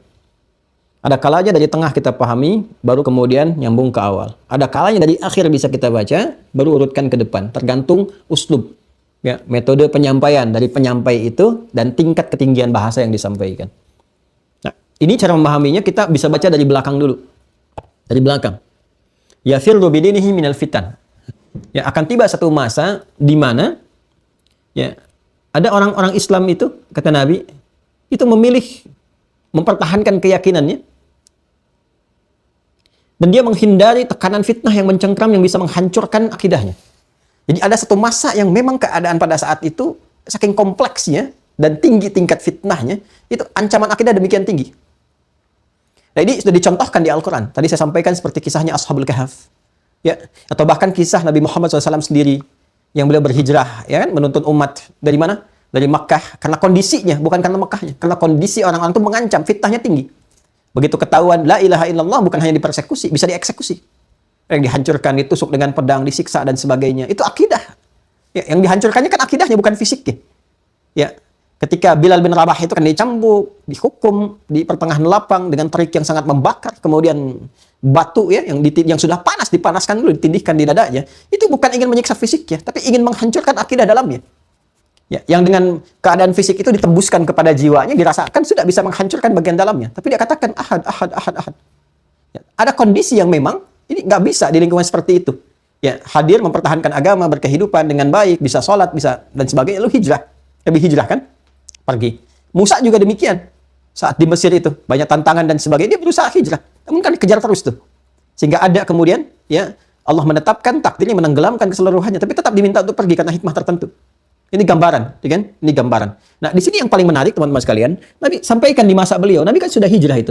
Bahkan sudah kembali ke Mekah, membuka, menyampaikan risalah, tumbuh dengan kebaikan. Tapi di masa itu, saat masa-masa keemasan Islam, beliau sampaikan ya kepada para sahabatnya, akan tiba lebih dahsyat daripada ini yang kita lalui ini. Ya, sampai-sampai bukan hijrah lagi ke tempat-tempat biasa. Apa yang terjadi? Bagi seorang muslim yang baik, ya, seorang muslim mempertahankan akidahnya, ketika lingkungannya sudah nggak kondusif, ya mereka mencari tempat-tempat bernaung. Yang di tempat-tempat itu bukan sekedar bisa tinggal. Ya, tinggal itu untuk sekedar memenuhi kebutuhan hidup, asal bisa hidup, mempertahankan akidahnya, agamanya. Ya, akan muncul suasana seperti itu, kata Nabi. Ya, dan pada saat itu terjadi, apa yang terjadi? Kata Nabi, an yakuna khairal malil muslim ghanamun. Dia menyiapkan satu kambing aja, yang penting bisa bertahan hidup. Ya, kemudian apa? Yatba'u biha sya'fal jibal. Dia pergi ya ke puncak-puncak bukit, ke gunung kalau kita sekarang. Yang penting bawa kambing ke gunung. Nah, ini menarik nih. Ini ghanamun, kemudian dhamirnya pakai muannas nih. Yatba'u biha. Yatba'u biha. Ini menunjukkan bahwa kambingnya pun yang disiapkan bukan kambing jantan, betina. Ya, diharapkan bisa bercabang, bisa berketurunan sehingga memberikan support yang lebih. Ya, kemudian di tempat-tempat itu dia datang supaya bisa diternak kambingnya, bisa makan, bisa berkecukupan, ya dia bawa bekal.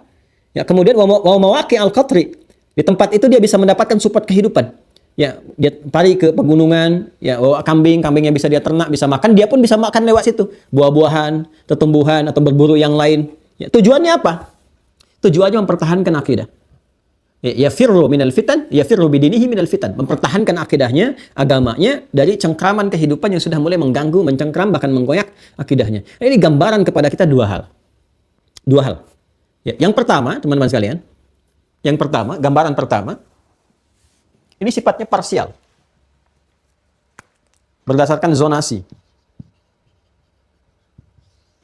Sifatnya parsial. Apa yang dimaksudkan parsial berdasarkan zonasi? Ini yang dimaksudkan berdasarkan tempat di mana Anda bermukim. Misal, Anda mukim di satu negara misalnya, atau provinsi atau yang lain, atau kabupaten. Ya. Di tempat Anda menetap itu ada kebijakan-kebijakan yang Islamofobia yang berlebihan. Sampai-sampai orang sholat dihukum. Ya kan? Sampai-sampai misalnya, ya bahasanya apapun. Ketahuan puasa, bukan hanya disuruh berbuka, tapi disuapi makanan-makanan haram. Disuruh makan babi, disuruh macam-macam dan sebagainya. Ya, apa yang terjadi di Uyghur itu, ya, dan lain sebagainya. Beberapa tempat, ya. Intinya di tempat itu sulit Anda mempraktekkan agama. Ditekang, dikekang, bahkan ada yang dipersekusi, bahkan puncaknya dieksekusi.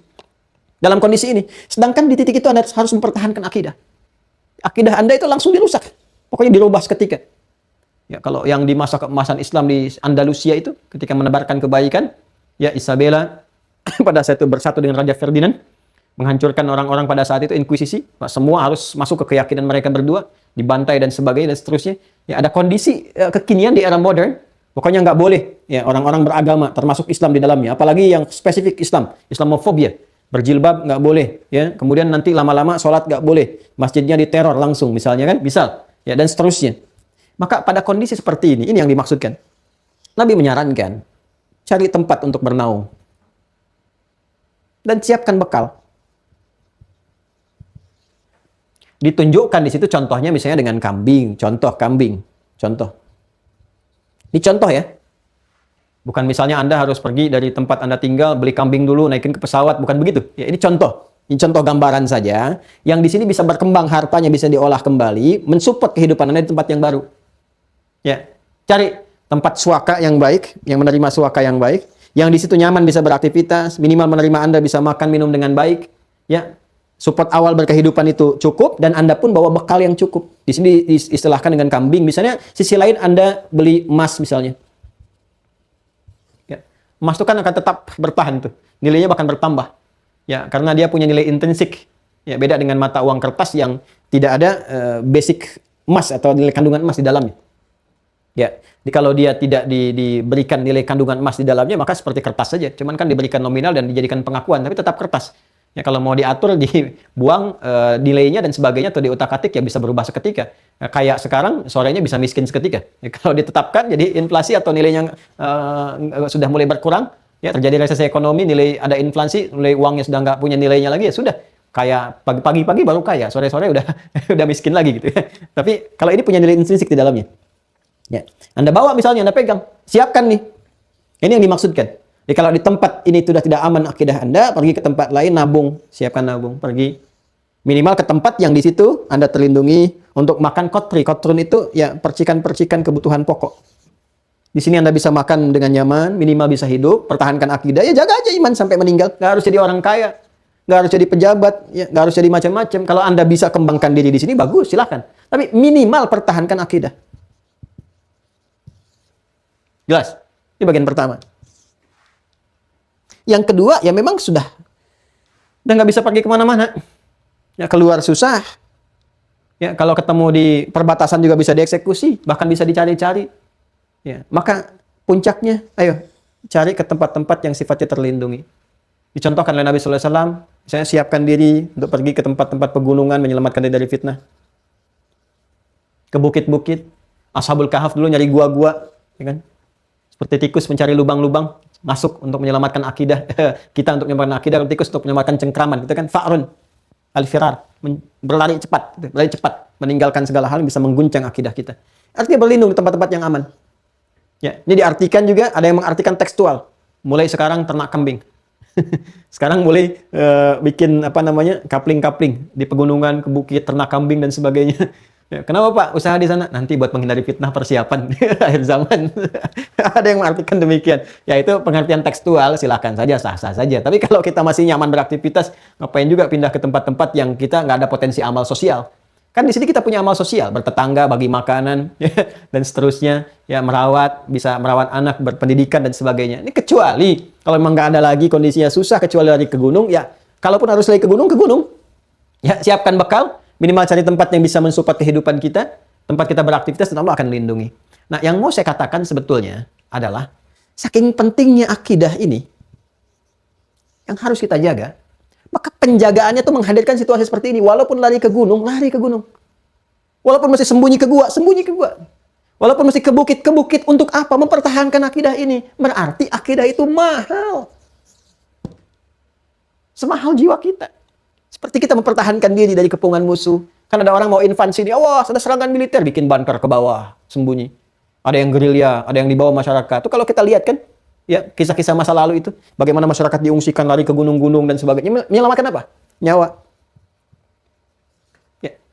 Sedangkan di nyawa itu kan jiwa. Nyawa itu kan jiwa. Jiwa itu bahasa Arabnya nafas. Yang diselamatkan apa di nafas ini? Apakah fujurnya ataukah takwanya? Di esensi jiwa itu ada pada ketakwaannya. Kalau meninggal, semua meninggal. Yang bernyawa pasti meninggal. Kalau untuk hewan mati, tumbuhan mati. Ya, jadi kalau kita cuma mempertahankan nyawa pertahankan untuk berkehidupan. Ya nggak ada bedanya dengan yang lain. Bahkan binatang pun mempertahankan dirinya. Ya, kijang mempertahankan diri dari cengkraman, singa dan sebagainya. Tapi kita kan punya takwa di sini. Binatang nggak punya takwa. Jadi esensi kehidupan kita dipertahankan itu karena ada iman di dalamnya. Yang bisa disupportkan kehidupan ini dengan iman kita itu supaya lahir amal saleh. Karena yang dibawa pulang itu amal dari imannya ini. Ini yang akan mengabadikan kehidupan kita, jiwa kita saat kembali ke akhirat nanti. Ya, karena itu, kalau ada mengancam kepada jiwa, pertahankan. Ya, Kalau ada yang mengancam kepada iman, pertahankan. Seperti kita mempertahankan jiwa dalam berkehidupan, pertahankan akidah kita. Karena inilah support kepada kehidupan di jiwa kita. Kita tidak bisa bayangkan. Ya, yang mengancam kepada akidah itu, tinggalkan kalau perlu lari ke gunung. Ini didatangin. Ya, kenapa harus didatangi? Latihan belajar akidah. 364 hari belajar, baca asyhadu alla ilaha illallah. Hanya gugur di 1 hari saja. Ya, demi toleransi. Masuk ke tempat ibadah orang lain, sholawatan di tempat ibadah orang lain, adzan di tempat orang ibadah orang lain, baca Quran di tempat orang ibadah orang lain. 364 hari Anda baca Quran, gugur hanya karena 1 hari. 364 hari Anda sholawatan, gugur hanya karena 1 hari. Pernah kebayang nggak bagaimana ketika Anda sholawatan di tempat yang bukan tempatnya itu, ketika Anda meninggal diwafatkan? Hadis Nabi sekuat-kuatnya jaga akidah kita, yang malah datangi. Harusnya bertindak. Dan toleransi yang terindah itu kita hormati. Silahkan masing-masing. Karena toleransi itu 2 sisi. Nggak bisa 1 sisi. Toleransi itu 2 arah begini. Pihak A dengan pihak B. Karena itu sifatnya saling memahami, saling mengerti. Ya kan? Dan toleransi tertinggi untuk saling memahami, saling mengerti itu tidak mencampuri satu dengan yang lainnya. Karena masih sepakat. Kalau ini sepakat, minta ke sini. Ininya nggak sepakat, tapi dipaksa untuk sepakat. Itu namanya maksa. Jelas ya?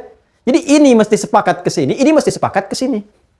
Ada ucapan selamat misalnya kan, untuk berbeda keyakinan.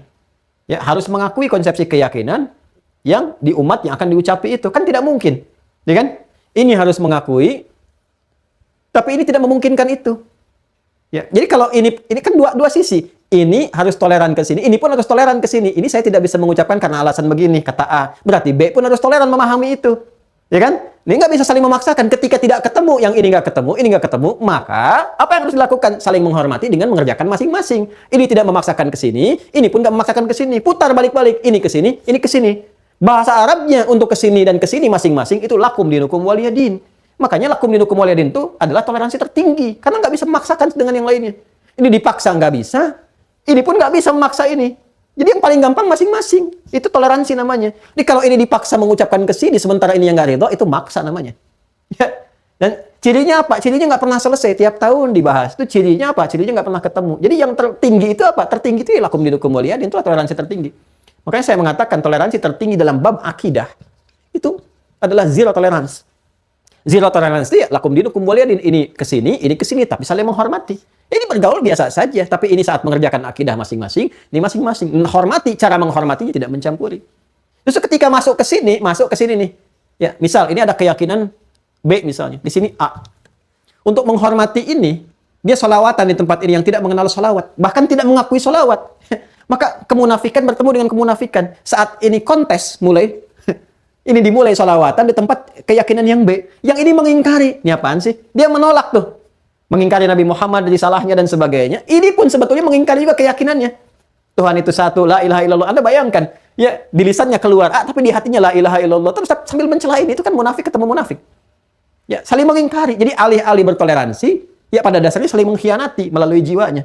Lisan mengatakan toleransi, tapi jiwa mengkhianati. Ini tidak diinginkan. Ini penipuan yang samar sifatnya. Maka Islam tidak mengenal itu nggak baik. Yang paling baik itu hormati. Lakum dinukum waliyadin. Kesini silahkan kerjakan sebaiknya, kesini kerjakan sebaiknya. Jadi bukan diikuti. Ya. Hadis Nabi menuntun kita menghindari sejauh-jauhnya, kalau perlu ke gunung, didatengin. Ya, didatengin untuk diikuti. Ini yang salah tuh di sini. Dan ini yang paling fatal tuh ini. Ini nggak minta didatangin, ini nggak ngundang, datang sendiri. Itu yang paling fatal. Nuntut juga enggak, minta juga enggak, ngundang juga enggak, datang sendiri. Nawarkan ini kan. Ini menjauh gitu dari tuntunan. Ada yang salah ini. Ada yang tidak tepat. Nah, ini yang harus diperbaiki. Jadi kalau sudah terjadi begini dan seterusnya, maka kita harus ekstra. Ini para ustadz juga harus ekstra ini. Dan kita pun harus ekstra mendoakan. Ya. Dan kita jangan disibukkan dengan kontraproduktif lagi. Semakin bermusuhan. Semakin mencela ini, mencela itu. Tidak. Kita perbaiki perbuatannya. Kita pun yang terangkan tadi perbuatannya. Ya, bukan ingin meruntuhkan kehormatan A, kehormatan B, tidak. Kita karena sayang kita sampaikan. Kalau nggak sayang dia diabaikan begitu saja. Tapi kan suatu saat ditanya, Adi Hidayat, apa tanggung jawabmu ketika terjadi ini? Kenapa kau nggak sampaikan itu? Ya kan itu kita sampaikan. Jangan sampai terjadi yang begini-begini. Ya, jangan kebablasan lah. Ya, jangan kebablasan. Jadi mempraktekkan secara proporsional itu baik. Dalam kehidupan berbangsa, bernegara kompak semua. Ya, jadi harus sinergi. Ya kita hadirkan kemakmuran negeri ini di Indonesia yang kita cintai ini. Semua kompak dengan bertetangga baik. Ada Muslim, kita Muslim, jadi punya tetangga Kristen, Hindu, Buddha, hidup bermasyarakat secara harmoni, punya makanan bagi dan sebagainya. Tapi ketika masuk bab akidah, ibadah, saling menghormati. Gimana caranya? Biarkan beribadah, dihormati, jangan diganggu, jangan dicampuri. Kita pun juga jaga diri seperti itu, ya. Dengan menghormati itu kita tidak melibatkan diri dan berikan pengertian supaya memahami, ya, supaya memahami. Kalau sudah paham, ya akan terjalin sendiri kan biasa-biasa saja kok. Ya, kami juga ke Eropa biasa-biasa saja, gitu kan? Kemudian juga ke tempat-tempat yang ya seperti itu tadi ya biasa-biasa saja gitu. Ya bahkan di Indonesia sendiri, kami punya teman juga dari Kristen, dari Hindu, dari Buddha, kita biasa-biasa saja. Berteman artinya baik, olahraga bersama-sama, dengan bersinergi, saling memberi hadiah dalam kehidupan itu biasa saja. Ya, tapi ketika muncul hari ibadahnya masing-masing, kita bertoleransi ya dengan sisi toleransi yang dibangun oleh dasar keyakinan masing-masing. Dan alhamdulillah saling mengerti.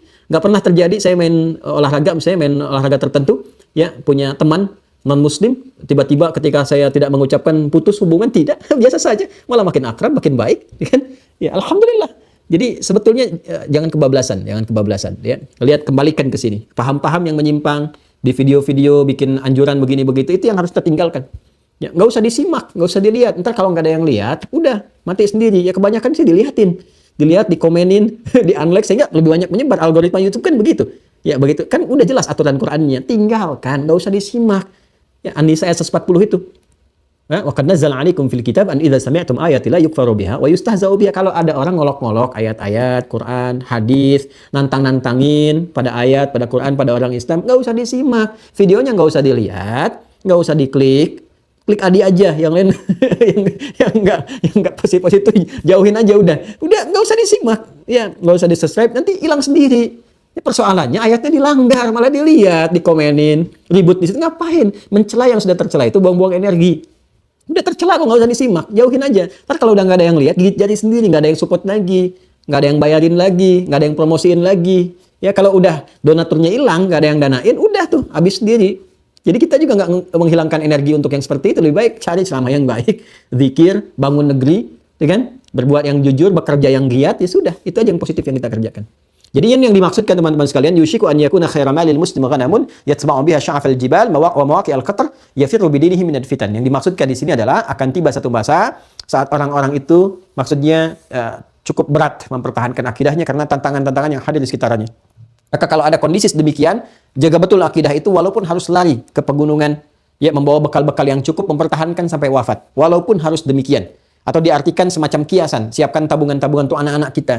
Anak-anak bapak ibu, ya anak-anak saya dan istri saya, anak-anak bapak ibu sekalian, kan siapkan untuk anak-anak bapak ibu sekalian, ya cucu-cucu bapak ibu sekalian, siapkan masing-masing bekal-bekal yang cukup sekarang untuk mereka mempertahankan supaya nggak lemah.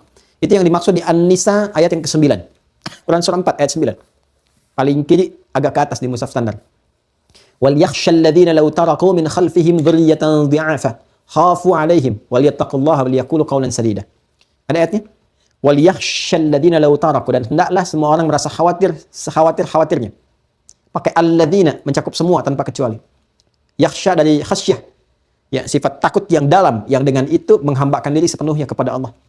Takut kalau berkata Allah enggak ridha, kalau melihat Allah tidak ridha. Itu khasyah. Kalau berfatwa Allah tidak ridha dengan fatwanya, maka dia hati-hati dengan apa yang akan disampaikan. Itu khasyah untuk ulama. Nah, maka hendaklah para orang tua, ya kan, merasa khawatir takut kalau meninggalkan generasi yang lemah di belakangnya. Lau taraku min khalfihim dzurriyyatan dhi'afa. Generasi yang lemah. Lemah apanya? Ulama di sini menjabarkan 3 bagian. Satu, lemah iman. Makanya dari sekarang Pak, Ibu ajarin ngaji, sholat, bentengin baik-baik. Akidahnya bentengin. Ya, ajarkan kepada mereka yang hak dan batil. Seperti Luqman mengajarkan kepada anaknya dari sejak kecil, la tusyrik billah. Inna syirka la dzulmun 'adzim. Quran surah ke-31 ayat 13 itu. Ya. Sudah? Ya, bentengi ini akidah yang pertama. Ya, agamanya kuatkan, ajarin sholat dari kecil, carikan sekolah-sekolah, udahlah, nggak usah terpesona dengan dunia. Cari aja sekolah-sekolah, menguatkan agama, ilmunya umumnya juga kuat, bagus. Ya, jangan terlalu terbuai dengan dunia. Dunia itu ya seketika itu juga hilang. Pada akhirnya meninggal juga. Ya, apa sih yang mau didapatkan dari harta melimpah itu meninggal juga. Ya, proporsional saja. Yang penting agamanya kuat, bagus, ilmunya juga bagus, silahkan. Kalau ada yang menggabungkan keduanya, ideal, bagus sekali. Ya, pertama lemah imannya, kedua lemah ilmunya. Ilmu. Maka dari itu siapkan kekuatan pengetahuan. Tadi cari sekolah yang bagus, agamanya bagus, ilmunya bagus, umumnya bagus. Gabungkan. Atau yang basic-basic yang menguatkan pokok keagamaan. Silahkan. Mau jadi arsitek, ya silahkan jadi arsitek. Saat bersamaan, siapkan dia menghafal Quran. Pantau sholatnya, gitu kan? Supaya jadi arsitek yang mukmin, yang dengan iman yang sejati. Satu, akidah, iman. Yang kedua, ilmu. Yang ketiga, harta, lemah harta. Maka Bapak Ibu siapkan nih bekalnya, seperti hadis mengisyaratkan. Ya, kalau Nabi tadi sampaikan ghanamun kambing kan? Kalau kita gambarkan harga satu kambing itu dengan 1 dinar emas sama, ya siapkan 1 dinar setiap anak misalnya. Ya, logam mulia misalnya 1 dinar itu berapa gram dikeluarkan oleh Anda, siapkan untuk bekal anak Anda ke depan. Jadi punya tabungannya. Ya, saya sarankan sih bagus, emas itu bagus lah. Kalau saya sarankan, sebab harganya kan naik terus bagus. Ya, nggak usah terlalu banyak juga nggak apa-apa. Yang tidak memberikan beban kepada dia untuk mengeluarkan zakat per tahun. Ya, misalnya Anda berikan kepada dia 50 gram untuk anak ini, misalnya, atau di bawah itu 5 gram, nggak apa-apa. Sedapatnya kita bisa siapkan dia, supaya dia nggak lemah di kemudian hari, punya bekal. Hartanya cukup, ilmunya cukup, kemudian juga imannya cukup. Insya Allah kan akan ditinggalkan Pak Ibu. Ya. Umumnya kan orang tua meninggalkan anak. Walaupun bisa anak meninggalkan orang tua duluan. Kan maut tuh nggak pilih-pilih. Maut nggak pilih-pilih, sesuai dengan ajalnya. Ya, maka kita ini akan dihisab, minimal saat dihisab. Alhamdulillah kita bisa bertanggung jawab untuk mendidik anak dengan baik. Gitu ya. Gambarannya demikian. Jadi kesimpulan pertama, ya pertama jaga diri dari perbuatan maksiat dan fitnah yang bisa menggoyang akidah. Satu itu. Ya, dan tolong saya ingin tekankan sedikit ya. Tolong di tempat-tempat yang mensupport kita untuk ibadah sosial, kalau ada musibah-musibah seperti banjir, kemarin ada erupsi di Lumajang, Semeru dan sebagainya, itu sudah lazim itu, sudah lazim. Dan kami juga sudah banyak terlibat gitu kan, melihat dan sebagainya, memantau dan seterusnya. Nah, itu juga kadang selain membutuhkan bantuan-bantuan support material, moral, juga butuh support spiritual. Spiritual, karena semua aspek datang kan, semua elemen. Kalau sudah kemanusiaan kan semua datang. Dan jangan dikira semua misi kemanusiaan, ada misi-misi juga spiritual, misi-misi keagamaan, misi dibangun. Ya, bagi kita orang Islam datang, bangunkan musalla, jangan hanya bikin dapur umum bagus untuk support fisiknya. Bikinkan musalla kalau nggak ada tempat sholatnya. Ya, supportkan Al-Quran supaya bisa dibaca. Alhamdulillah kita di Uwahker itu ke relawan kita juga disiapkan dulu. Jangan sampai sibuk-sibuk bantu lupa sholat. Tidak, sholat ya. Nih teman-teman Uwahker yang nonton di kajian nih, ya harus konsisten, komitmen dengan apa yang telah saya berikan arahan. Ya, sholat pokoknya waktu sholat, kasih contoh. Bahkan siap-siap untuk jadi imam. Ya, mushaf diterapkan, berdoa ya sebelum kita memulai. Bersyukur pada Allah ya setelah diberikan hasil yang baik, bertawakal dalam mengerjakan apa yang dilakukan, dan tebarkan nilai-nilai kebaikan. Ya. Dan pernah paksa sesuatu, apalagi yang beda keyakinan, layani sebaik-baiknya, jangan dibedakan. Tapi tidak pernah paksa, jangan sampai bawa biskuit dituliskan syahadat, misalnya enggak boleh. Tetap biskuit ya biskuit, gitu kan? Ya, kemudian makanan sembako ya sembako. Ya, terlepas dari mereka menyadari akan kebenaran Islam, ya, menerima dengan baik, bimbing. Alhamdulillah, kalau tidak nggak boleh dipaksa. Tapi saat yang bersamaan juga, ya boleh jadi ada penganut-penganut agama lain mungkin membawa misi-misi terkait dengan ajaran-ajaran agamanya dan sebagainya. Nah, itu juga harus diperhatikan. Ya, supaya orang-orang Islam ya yang ada yang tertimpa musibah karena kita banyak orang Islamnya, boleh jadi juga potensial ya probability-nya banyak menimpa orang Islam juga kalau ada kebanjiran, misalnya kan gempa dan sebagainya. Maka itu diuji kita di situ. Ya, maka dipertahankan, jangan sampai dikasih sarung pindah keyakinan. Ya, dikasih sembako pindah keyakinan dan sebagainya. Kali kasih obat dan sebagainya, cari yang netral dulu, cari yang netral. Karena di Afrika itu pernah terjadi. Ya, dikasih obatnya yang sifatnya ya, candu. Jadi kalau nggak dapat itu kambuh lagi. Nah, itu kalau mau ditambah dosis, dia harus pindah keyakinan dulu. Ada yang begitu. Ya, ada yang begitu. Saya punya teman dari 70 negara waktu saya kuliah di Tripoli itu. Cerita itu. Ya, beberapa bagian itu sesuatu yang nggak boleh sama sekali dilakukan oleh orang Islam. Haram hukumnya. Ya, haram hukumnya. Menyakiti, memaksa aja nggak boleh, apalagi menyakiti. Apalagi mempertaruhkan nyawa. Kalau mau disuntik dengan ini, penyakitnya sembuh, ya baca syahadat dulu. Itu dosa besar itu. Nggak boleh demikian. Ya, nggak boleh ada paksaan. Nah, itu dihadapi dalam keyakinan kita, pergaulan sosial itu ada yang seperti itu. Ada yang seperti itu. Ya. Dan seterusnya. Jadi ini makna yang pertama, menjaga diri dari fitnah terutama yang bisa menggoyang atau meruntuhkan akidah. Yang kedua, menyiapkan bekal-bekal terbaik untuk menjaga keislaman dan keyakinan kita. Jadi ayo cukup materi yang cukup, jangan sampai nanti digoyang dengan materi supaya misalnya berpindah keyakinan. Ya. Dan kadal faqru ayyakuna kufra. Ya, kata para ulama, itu bukan bukan hadis ya. Bukan hadis, hampir-hampir kefakiran itu menyebabkan seorang menjadi kufur. Itu riwayat yang sampai dari para ulama menafsirkan tentang keterangan-keterangan dari Al-Quran ataupun hadis-hadis Nabi Muhammad SAW. Sudah? Nah, jadi jangan sampai ada saudara-saudara kita terjerembab dalam kefakiran sehingga mencari-cari ya yang menaunginya, kemudian yang beda keyakinan dipraktekkan sehingga dia salah arah, kemudian pindah keyakinan dan seterusnya. Ya, jaga diri juga dari berbagai yang bisa mendangkalkan akidah seperti anak-anak kita tuh. Oh, anak-anak kita lagi, anak-anak Bapak Ibu sekalian ya, yang sudah tumbuh dewasa, mencari pasangan dan sebagainya, jangan sampai salah kemudian bergaul dan seterusnya sampai lepas keyakinan dan seterusnya. Ya, jadi itu gambarannya singkatnya. Kalau ada fitnah yang menggoyang kepada akidah dan kita tidak sanggup mengatasi itu semua, cepat berlari meninggalkan itu, cari tempat yang aman, berlindung kemudian dan belajar dengan baik dan pertahankan sampai kita wafat kembali kepada Allah Subhanahu wa taala. Itu gambarannya di hadis yang kita bahas kesempatan kali ini. Insyaallah kita lanjutkan besok. Nah, besok ini nggak kalah penting. Ya, ilmu ma'rifah. Wah, ini banyak orang yang pengen belajar ilmu ma'rifat, ternyata ada dalam hadis. Tapi yang bagaimana ilmunya? Nah, ini nanti menarik nih. Besok nanti kita akan bahas tentang rahasia ma'rifat yang terkait dengan iman, karena ternyata ma'rifat tertinggi itu adalah ma'rifat terkait dengan qalbi, ya, ma'rifat terkait dengan keimanan kita, dan di situ kita diminta oleh Allah dan Rasulnya untuk melihat tingkat keimanan kita seperti apa. Ma'rifat itu kan tahu, kenal. Kita banyak mengenal orang lain tapi nggak kenal diri sendiri, ya kan? Kita ingin mengenal berbagai hal tapi tidak mengetahui tentang diri kita. Siapa diri kita, kemana kita akan pergi, seperti apa kita bertanggung jawab, dan di situ nanti kita akan uraikan dengan lebih dalam kembali. Demikian teman-teman sekalian yang dibahas di hari ini. Semoga ada manfaat yang bisa didapatkan. Dan tetap semangat untuk mengaji. Mudah-mudahan kita istiqamah dan juga kalaupun wafat dalam keadaan husnul khatimah insyaallah. Sekarang sudah masuk tanggal 29 ya, Mas? 29 berarti ada 2 hari lagi ya. 2 hari untuk sesi penutupan di angkatan pertama. Ya, saya sampaikan kepada teman-teman sekalian yang baru terhubung, silahkan masih terbuka untuk menjadi bagian dari keluarga besar Mira. Dan insya Allah nanti setelah 2 hari ini angkatan pertama selesai, kita sedang membuat perapian pada database kita, sehingga nanti bisa dibagi zona deskripsi. Nanti di deskripsi penjelasan terkait zona ini nanti ada klasifikasinya berdasarkan provinsi juga dengan negara. Nanti akhir tahun saya ada acara itu ya, untuk bisa mensupport pembelajaran kita di Mira. Nanti kita ada cerdas cermat Mira. Ada lomba hafalan Quran untuk Mira, peserta-peserta ya. Nah, nanti yang sudah bergabung simak kembali tuh, pelajari 40 video lebih itu. Ya, karena nanti ada cerdas cermatnya. Saya mungkin akan berdasarkan provinsi, ya kan, juga dari negara. Nah, nanti berlomba di situ. Silahkan nanti kita bikin mungkin teman-teman nanti di media yang tata aturan-aturannya sehingga mudah nanti disertakan dalam dunia digital. Ya, hei antum a'lamu bi umuri dunyakum. Kalian lebih tahu itu ya tentang masalah-masalah digital. Kalau saya nyampaikan aja. Demikian teman-teman sekalian, terima kasih atas perhatian di hari ini. Mohon maaf kalau ada hal yang kurang berkenan, tidak bermaksud untuk menghadirkan sesuatu yang meresahkan. Mohon izin kalaupun ada sesuatu yang kurang berkenan, mohon dimaafkan.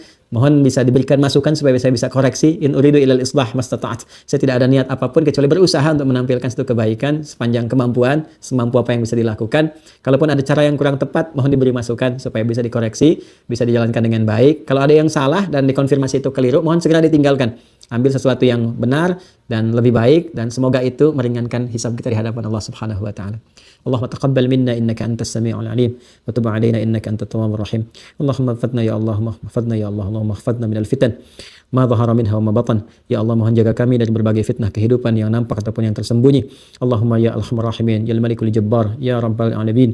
Allahumma ya arhamar rahimin, ansurna minal fitan, wansurna min fitnatid dunya wa ma fiha, wansurna min fitnatil mahya wal mamat wa ma fiha, wansurna ya Allah min ghadabika, min azabika yawmal qiyamah, min narika, min jahannamika, ya arhamar rahimin. Tubna ilaika taubatan nasuha waj'alna min atma'i sayyidina Muhammad sallallahu alaihi wasallam. ربنا آتنا في الدنيا حسنة وفي الآخرة حسنة وقنا عذاب النار وآخر دعوانا سبحانك اللهم وبحمدك نشهد أن لا إله إلا أنت نستغفرك ونتوب إليك والحمد لله رب العالمين. السلام عليكم ورحمة الله وبركاته.